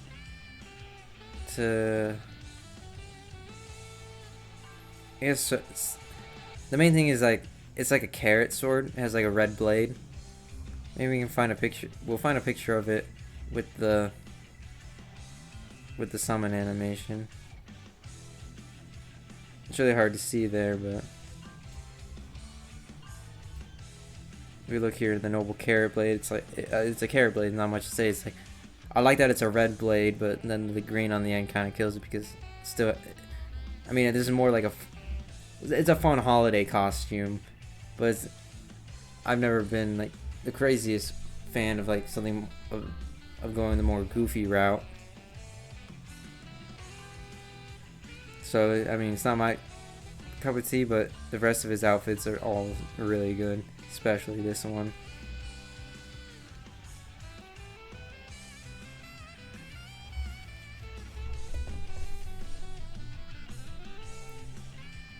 And so I don't think the Easter outfit detracts from anything, because I don't think you can get like really minus points, but we're gonna kind of go off like a positive point system where each thing keeps adding up and up. It's just that one wasn't really worth as much, so he's gonna go. Honestly, he could either go either way. Probably honestly tied with Edward. Yeah, Wish I could group the two of them. But yeah, just picture these two together. They're probably tied, honestly.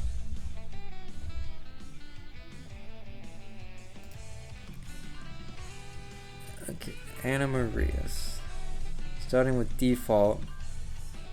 It's very simple, but I think very good default design.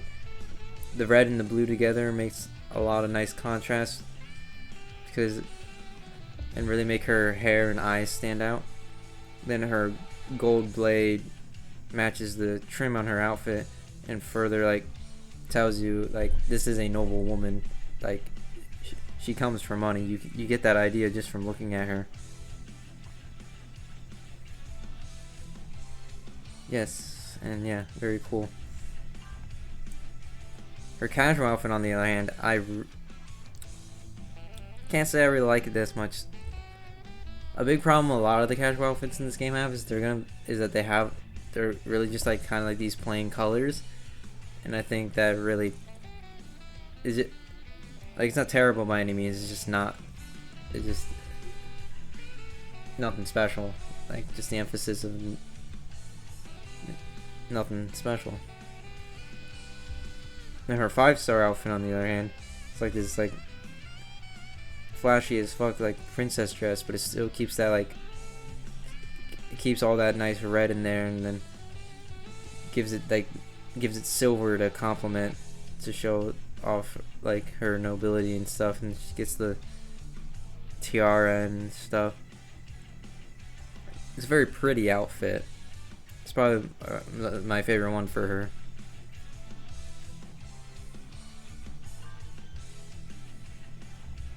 Then she has her Valentine's Day outfit, which is like this, like it's supposed to be like this chocolate mint type outfit, which I really like that they try to like do something like incorporate her hair into the theme of the outfit, and like yeah, it definitely looks like chocolate. And then like her sword is very much the same thing. It looks like a chocolate sword, and then the hilt is like candy. A lot better of a holiday outfit than like Leo's rabbit outfit. Very much more fits the character than Leo's did.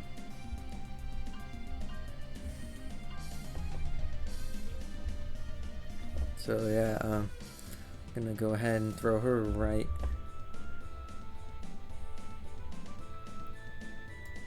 So right here. The main reason I can't give her the top thing is just because her casual outfit just isn't very good. That's the only thing keeping her from being at the top of this tier.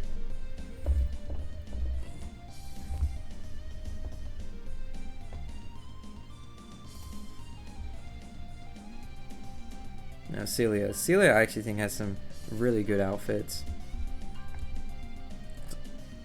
Starting with her default, it's like the default school uniform, but with like her elbow pad and her knee pad, she was able to incorporate like her signature color blue into it a lot more, making her eyes stand out and stuff, and like just what your eyes are drawn to. And her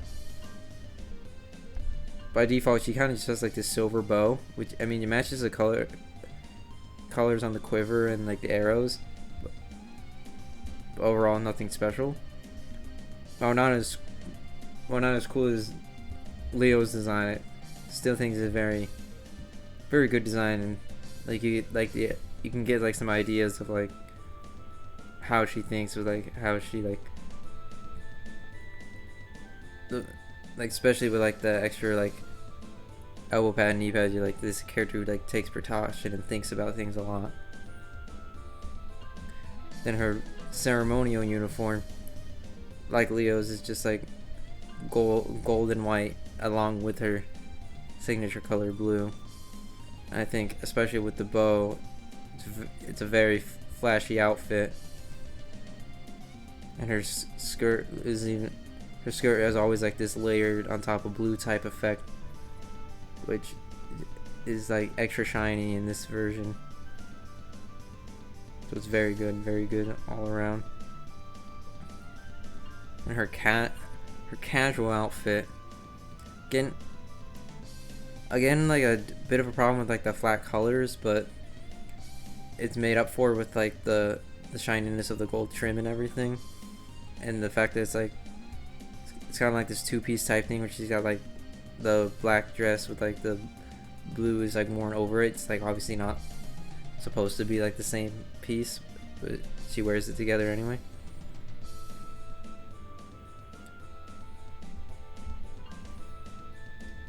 And then this, her newest outfit, the butterfly outfit,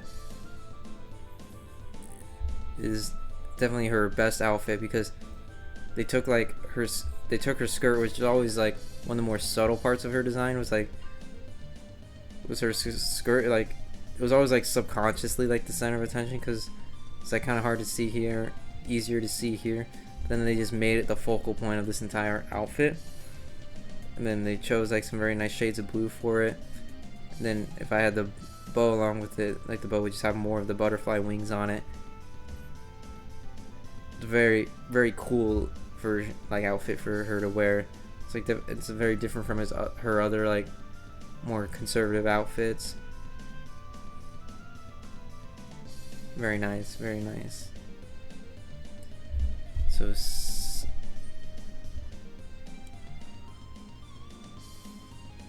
with all that in mind, I actually believe Celia goes up to the top with Leo. She's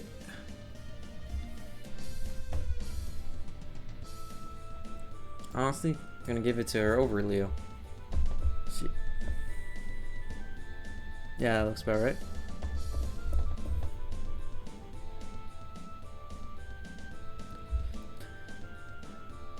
The only thing really killing Leo was that Easter outfit.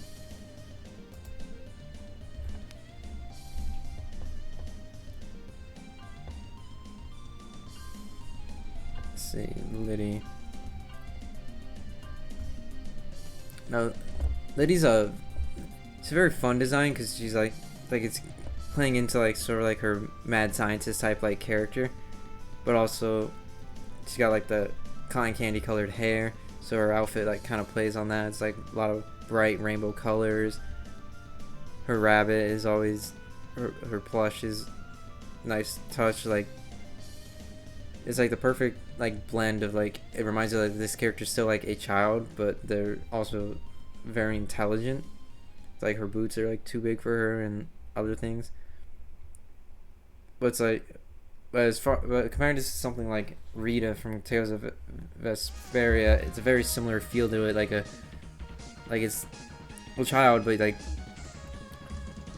still like respectable, like scientists. Like you know how, like they're not to be messed with, basically. Then her casual outfit. I don't really like this one. Using the solid color approach with like the brighter colors, and like then the unevenness of the socks and stuff. It's just like, it just looks like a patchwork, and unfortunately it just doesn't feel like it works in this case. 5-star outfit is kind of just perplexing, honestly. It's like supposed to be like this genie type outfit, because like it makes sense, she's from Hazar, which is like the desert area, so it fits like that environment. But overall, it's a very strange outfit to give a character like this. Like, I was not the sort of approach I thought they would have taken. The rabbit's really cute, and I like that it has like a gem for an eye. But overall, I don't think it's as good as her default. Then her newest outfit, the Salamander outfit. I think the design's really, I think it's a very fun design. They took the fact of her wearing a hoodie and like made it sort of like almost like a mascot costume. And while I do think they should have made more stuff that complemented her hair colors, the outfit itself is still very goofy, but it matches well the mystic art that comes with like the big fire stuff. So when you add those particles on top of it, it's really effective. And also, I'm a sucker for that axolotl type creature on her back now. Flame decal is also a nice touch with the shorts and the socks. But overall, I think I'm gonna put Liddy probably around here, which is I think a good spot. Like, I'm glad they didn't go over, like, her designs were like slightly more simple, because like obviously you wouldn't want them to go like crazy over the top of the design, like a child-like character, because that would be very not appropriate. But they found a way to still make it cool and appropriate at the same time and fit her personality.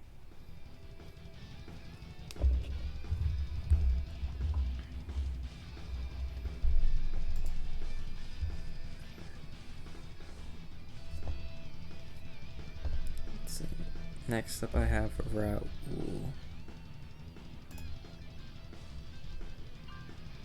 Now Raul, his default's nothing special. It's kind of like, it's like an Indiana Jones type looking thing, which is appropriate given the fact he's an archaeologist. He's got like the explorer's hat, the like trench coat type thing. He's got these accessories, the book, the watch, and the telescope. It's like, so you can picture this dude running through caves and stuff, so it fits like his supposed backstory and everything very well. The spear is very unassuming, which is about right, because he's not supposed to really be a person who stands out a lot. And yeah, very, very simple but effective design. His casual is very much the same thing. Feels the same sort of needs. You still kind of get like scholar type vibes from him. Just like you can picture him like sitting at home reading a book wearing this outfit, as opposed to exploring ruins in this outfit. But yeah, and this is his second 5-star outfit. It's another like Indiana Jones type of thing with like the hat. It's a lot more flashy overall. It's got like the weird leg armor there is the only thing I kind of don't like. I'd rather just all have been pants there. But the colors on the jacket are nice, and I like the blue jewels, and the way it matches the weapon is very cool looking. Now his other outfit, let's see. I don't own it, but let's see if I can find a picture of it. Unfortunately,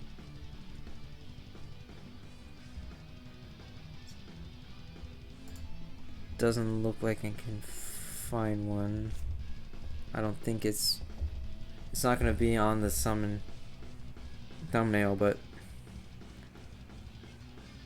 I believe I did see it recently. It looks pretty similar to his episode 2 outfit. It's just a lot more orange than it is red.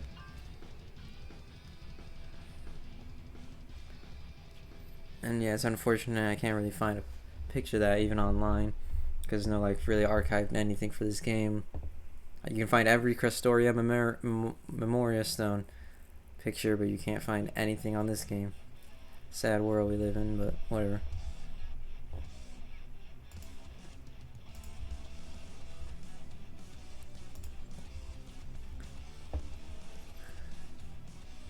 And so Raul is going to... He's gonna move it solid, probably the same tier as these characters. Fits his design. It fits his character really well. It's just nothing like over the top. Very, very effective design. Nothing. I'm not bored looking at the character. I don't think he's just some random Joe Schmo. Like obviously, still looks like a character from an RPG.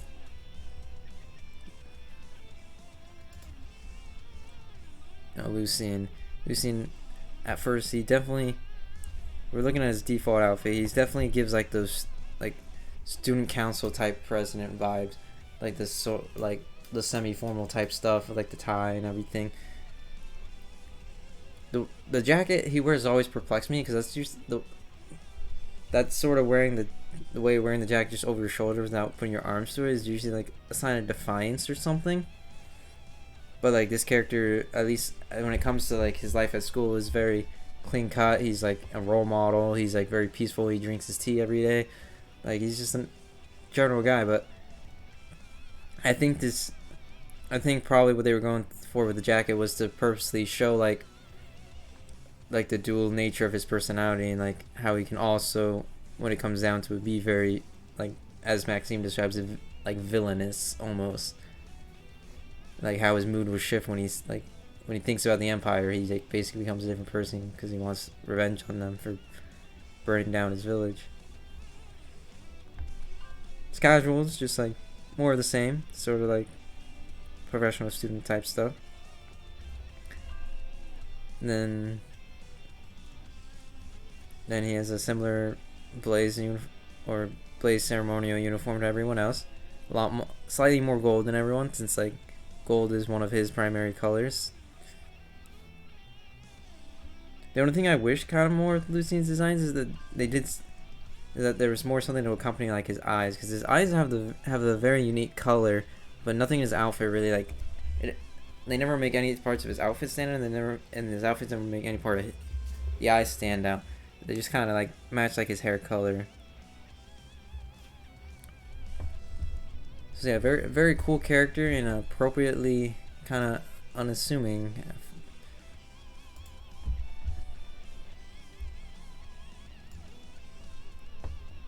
So let's see, he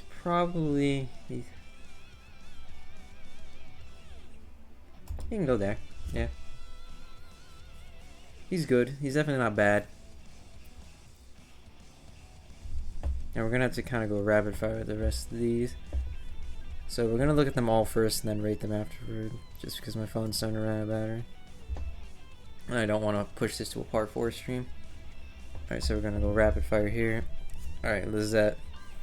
We got her default outfit, which is just super revealing. It's like, why is the teacher wearing this?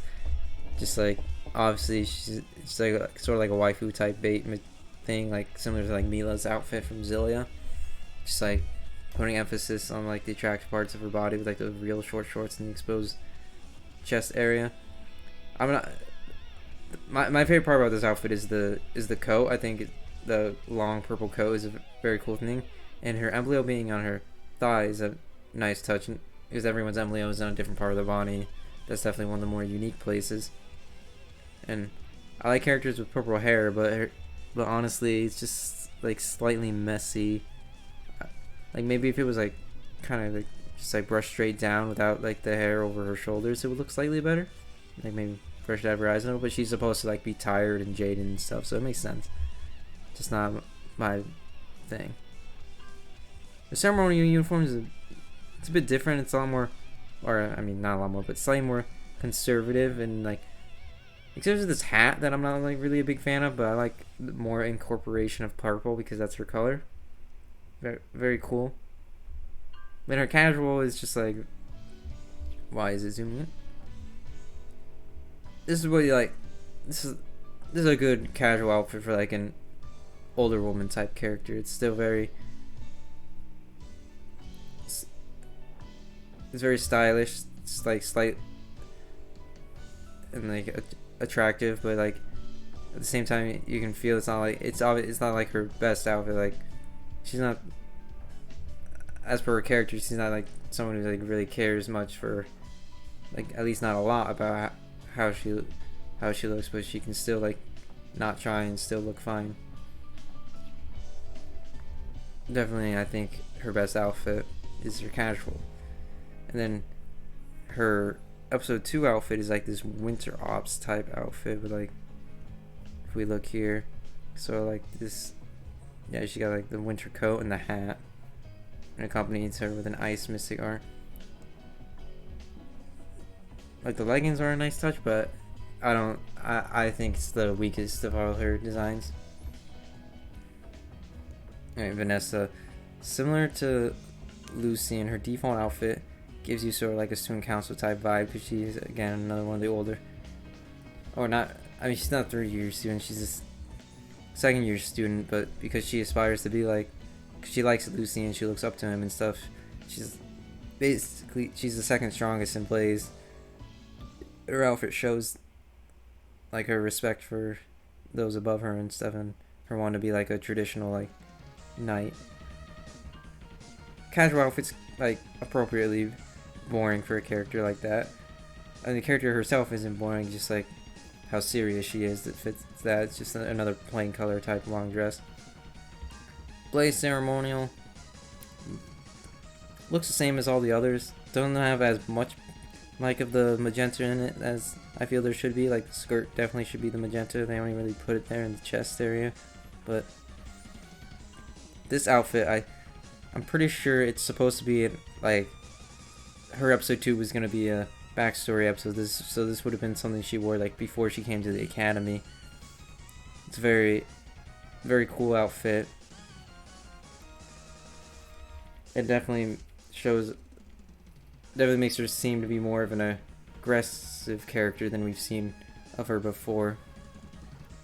And I think it's a very nice like contrast, really. You don't see as like her ribbon isn't big. She has like the brown colored glasses to like match the rest of her outfit. And yeah, it just makes her look overall more like deadly and stuff. It's pretty cool. Then Alexandra. Now Alexandra, default outfit is just unapologetically just look at my huge tits, and it's just like, okay, that's nice, but whatever. I like the general thing with the alphas where they have like a solid color with like the sort of like almost sapphire type lines going through them, because the way is the reactors and like how they work and stuff. And they incorporate it, and the character designs really cool. And her sword has a little like almost rose type decal, but I'm probably just looking at that different. And then it matches the rest of her outfit very, very good with the color wise. Casual outfits are like kind of boring.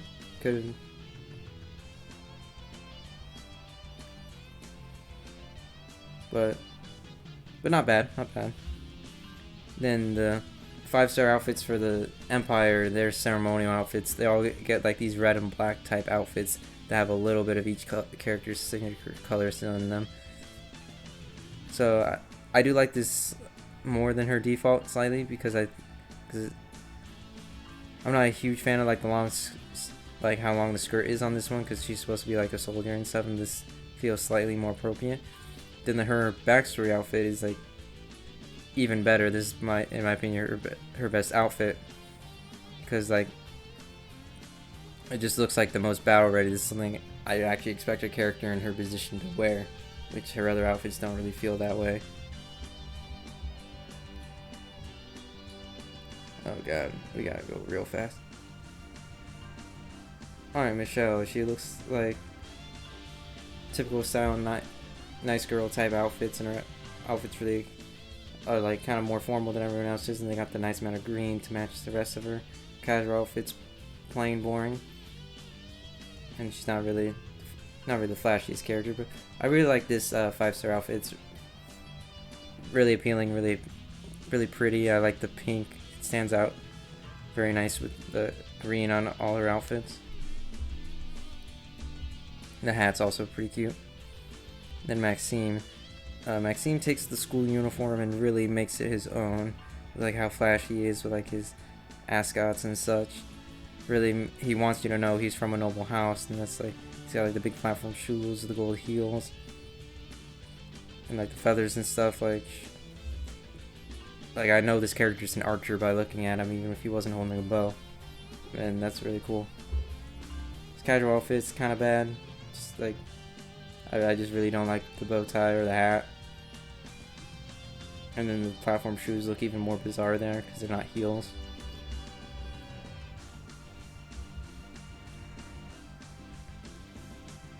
Now Amelie, she has one of my favorite designs.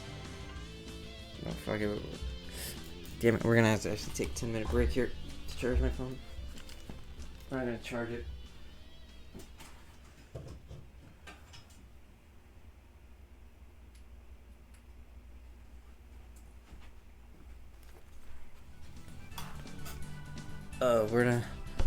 We're only gonna give it like 10 or 20 minutes. That should be enough to get past what we need to get past. So For now, let's just rate the people we already talked about.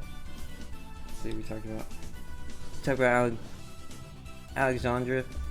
If it wasn't for her newest outfit, I would put her here, but with her newest outfit, I'll put her there. Talked about Lizette. Lizette's there. Nothing amazing. Kind of like generic, kind of like waifu bait type stuff, but it's nothing I'm a huge fan of. But it's not terrible.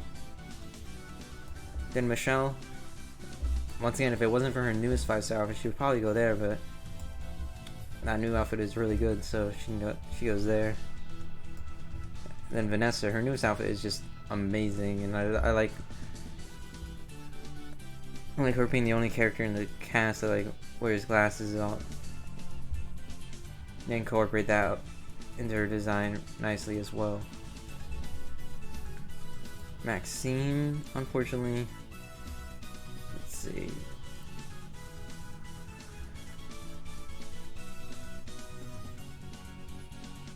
No, unfortunately. Fortunately. Yeah, actually, he's like pretty good. Other than like his really bad casual outfit, his regular outfits are like flashy and own right, which fits the character really well because he always wants to stand out and stuff.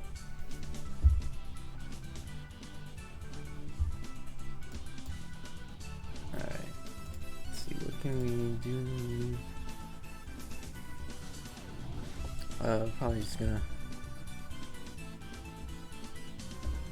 Honestly, I'm just gonna put a bit of a... I'm not gonna end the stream, but I am gonna just put up the pause screen probably. Be back in not too long.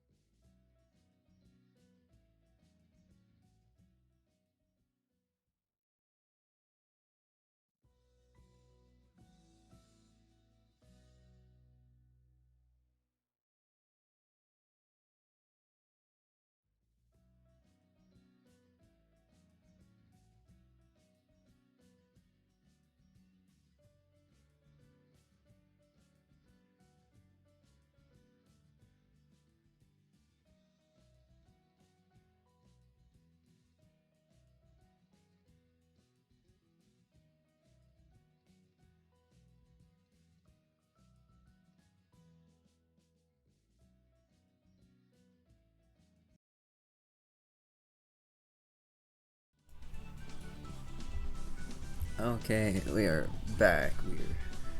Oh, don't dox me. Shit. Whatever.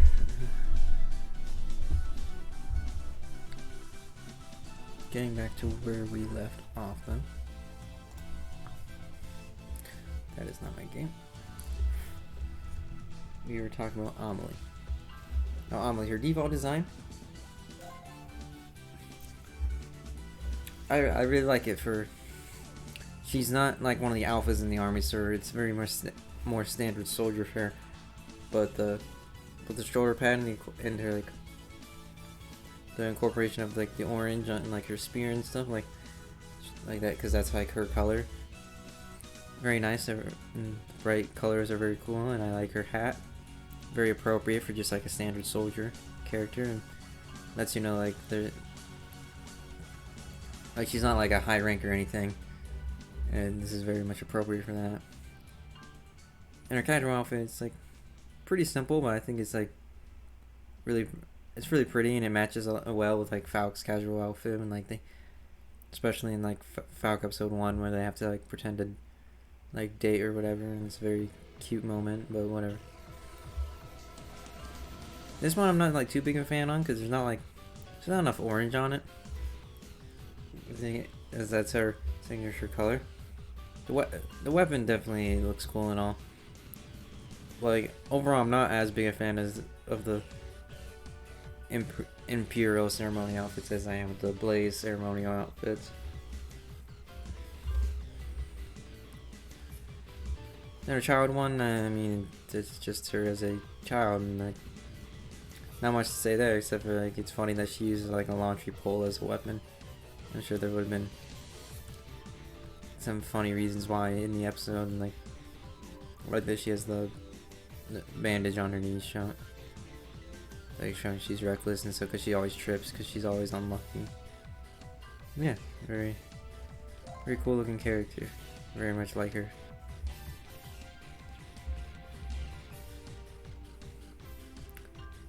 Then there's Charles. If I'm being honest, I don't really like Charles. His design's pretty boring. It's like this weird sailor uniform, but like but it's not like he's a soldier or anything. He's like, first of all, he's a robot, and then second of all, he's a servant. He's not like a soldier of any kind. So him wearing like this sailor type uniform kind of makes no sense.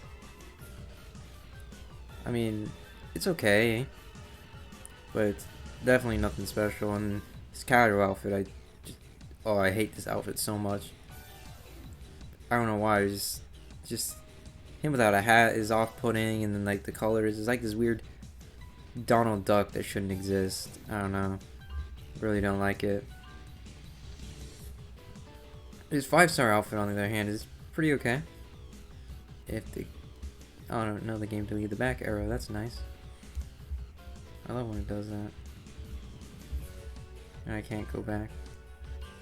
Oh, there we go. 5-star outfit, we can see it here. Even though I don't own it, it's gonna be in one of these little flashes.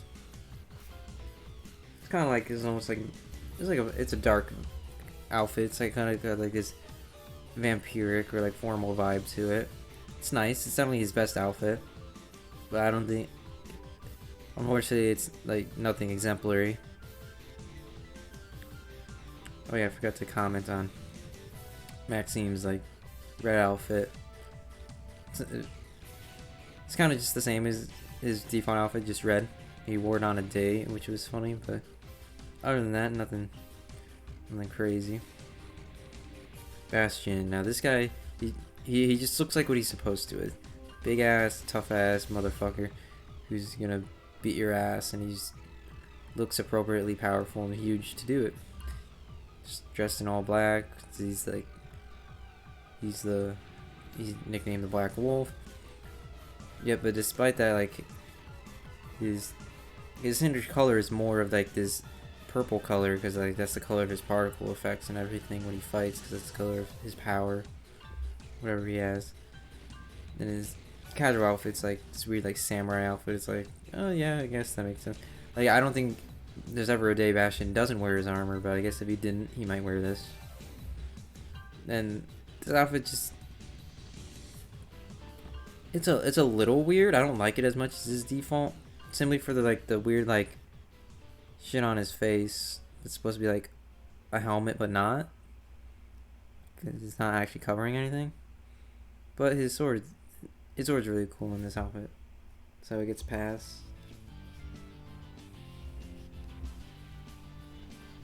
August now, he's a kind of this kind of stereotypical like villain-esque looking design. All this black and red, dark colors.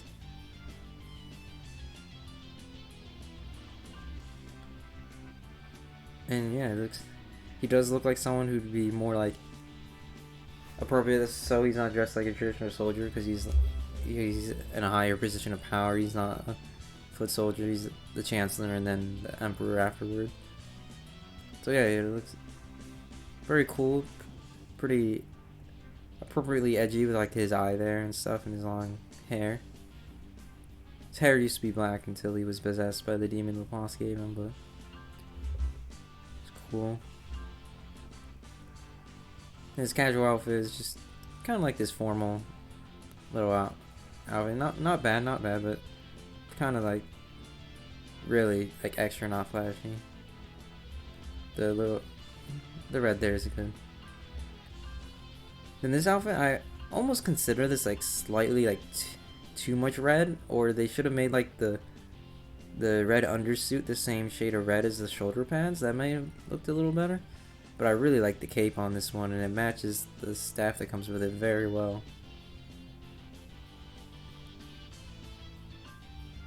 The only thing I kind of don't like is like it gives him this ponytail, which I feel like they could have just kept his default hair. But whatever, still looks okay.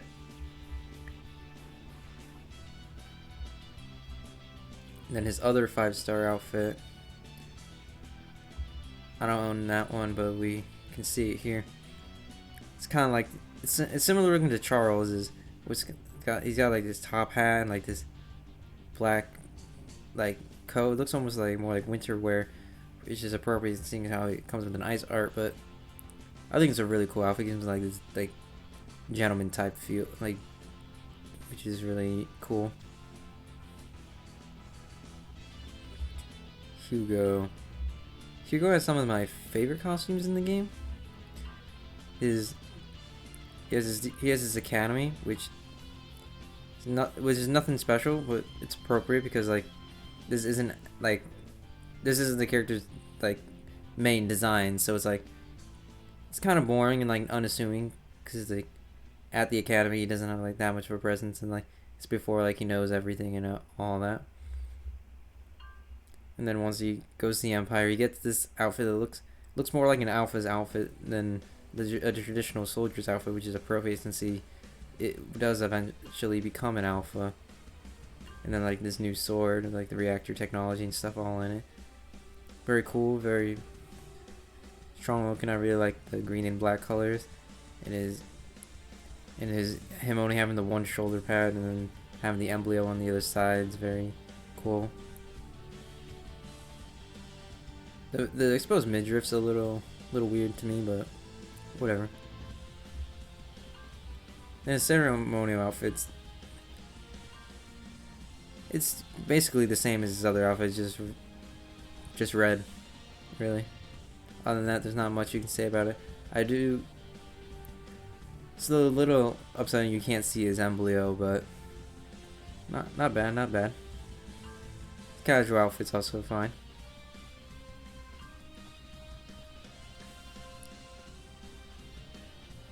Kind of boring, but the little bits of green and reactors there are nice. And then the sword is like one of my favorite sword designs in the game. That sword was supposed to come with his newer 5-star outfit, which is supposedly another set of casual clothes. Got him right here. It's like very similar to his default design. It's almost like it's an alternate take on it. It's kind of like a long dress type outfit rather than his battle gear, which has like casual where it looks like It looks very cool. I really like it. I tried summoning for it before, but I never got it.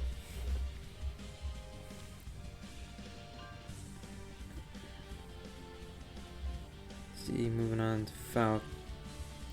Falk's default, similar to Amelie, you know, like it doesn't stand out because he's supposed to be just like a normal soldier, but at the same time, it's not like as traditional of an outfit as hers because of Falk's nature, he wants to stand out and be like all flashy and stuff. So like he doesn't wear like the appointed uniform. He kind of wears his own thing. It's got all the yellow on it, the bird motifs to match like his dagger and his nickname, and the feather necklace.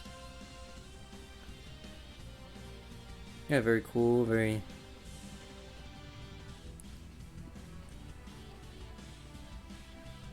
I mean, it's edgy to an extent, but I really like how you can still see that even though that his natural hair color is black, and that the blonde is what he dyed it, but then it's like he's had it dyed for so long, like the roots are growing back in, but it creates like this really cool blended color effect. I really like the mixture of black and yellow in there on his hair.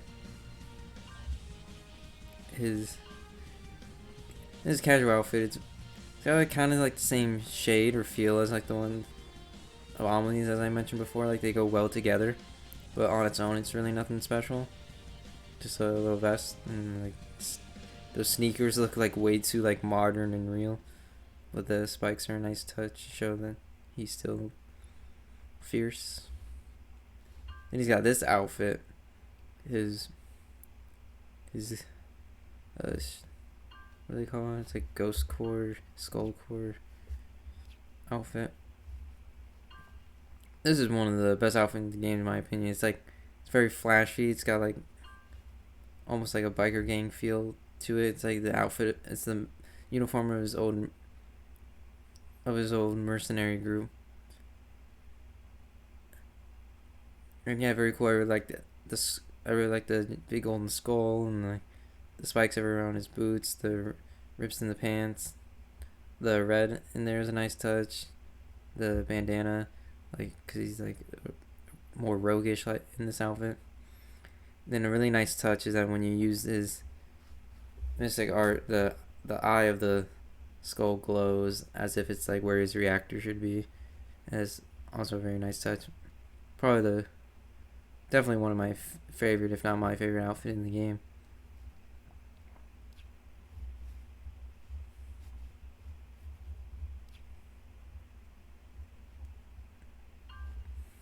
Like Gaspart. Gaspart just always looks appropriately disheveled. He's just supposed to be like kind of an unassuming guy, and like, well, also he gives off like the vibes of like being kind of deadbeat. So it's kind of like this long sort of like pretend showy like outfit. It's like kind of suit like, but not really.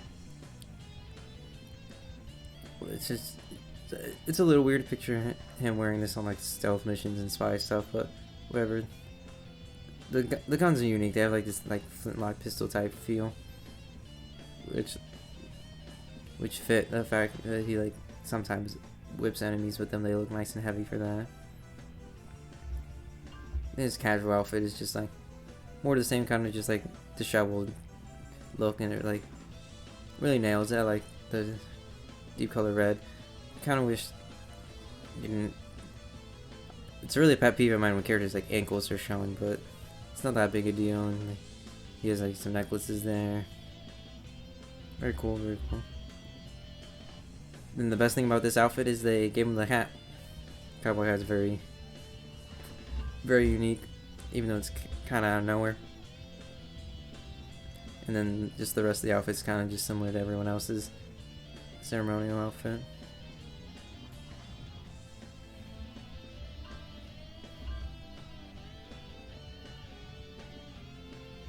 No, overall, okay character. Just nothing crazy. Hat's cool. And then despite not getting an episode 2, he did get an episode 2 outfit. We can look at it real quick.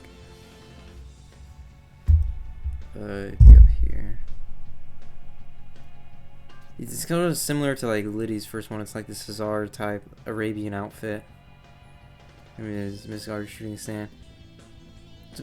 It's pretty cool looking, but it doesn't fit the character, I don't think. But it's not bad. Not bad at all. Do we have Laplace? Now Laplace is like, she's the only character where they do like her design is like, it's intentionally like provocative and stuff because that's the type of character she is. She's a temptress, always trying to seduce people, and like it's far more appropriate for a character like her to be dressed like this than like Alexandra. Alexandra really has like no reason to like have her tits out the whole time, but Laplace makes a lot more sense since she's got like the succubus type feel to her. Her casual outfit though is like kind of bad. It's got like the spider web type feel to it, but it's the little heart shape sort of nice, but really nothing impressive. And then her ceremonial outfit. It's just her default outfit but red. It's just her default outfit but red. That's really all I can say about it. She got like the bigger headdress, which is kind of cool, but nothing incredibly special there. I think her 5-star bow is pretty cool though, because it's like red and black.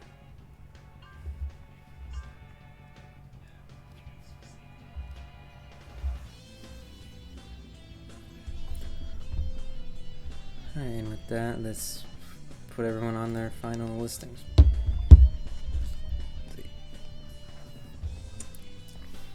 The Omni is definitely at least gonna go here.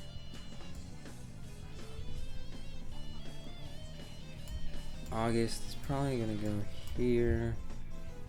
Bastion here. Charles and the boss there.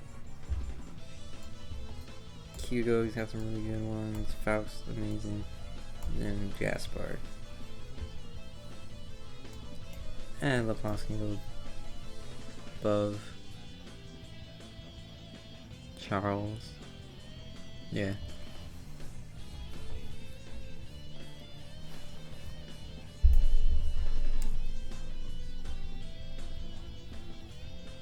So yeah, that's at least how I feel about every character's design in the game. This is who I think has the best / coolest designs.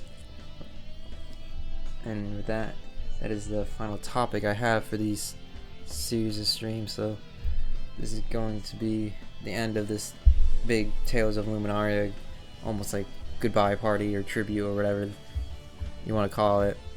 The end of the retrospective. We reviewed each character as we talked about the episode, and this is unfortunately the end of the conversation, since there's, I mean, no more content for us to speak of as we know. It's not like Chris, as far as we know, there's not going to be any continuation manga or anything like there is with Christoria, so it's going to have to end here, and the conversations that I've been having over the last few days will be my final impressions, and one of the probably last like recorded things that anyone's probably ever made about this game, because there's almost no content for this game, but that's another problem.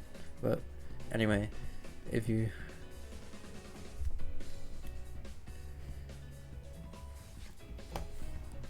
I mean, really just driving home how bittersweet all this is, seeing all these characters lined up. These are all characters I really enjoy, and it's like such a shame that we're never gonna get to see where they end up and what their stories are gonna be like.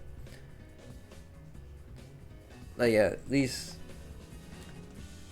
for something like Christoria, I can say it got far enough where I can make a lot of educated guesses about where things were going, because it was getting very like almost typical Tales of this. But this game, like, narrative feels very different from other Tales of games, so it's like they could have thrown so many different curveballs at us, but we'll never know now.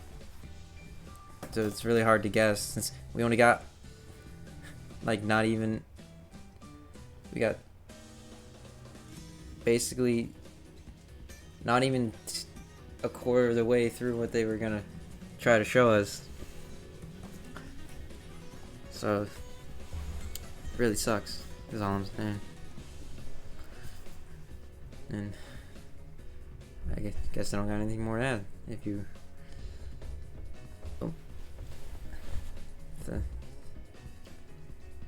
thank you for watching, and if you just want to talk more about this, shoot me a message on Twitter or something. I don't know. Maybe I'll probably respond. I'm not doing anything else. Oh, see ya.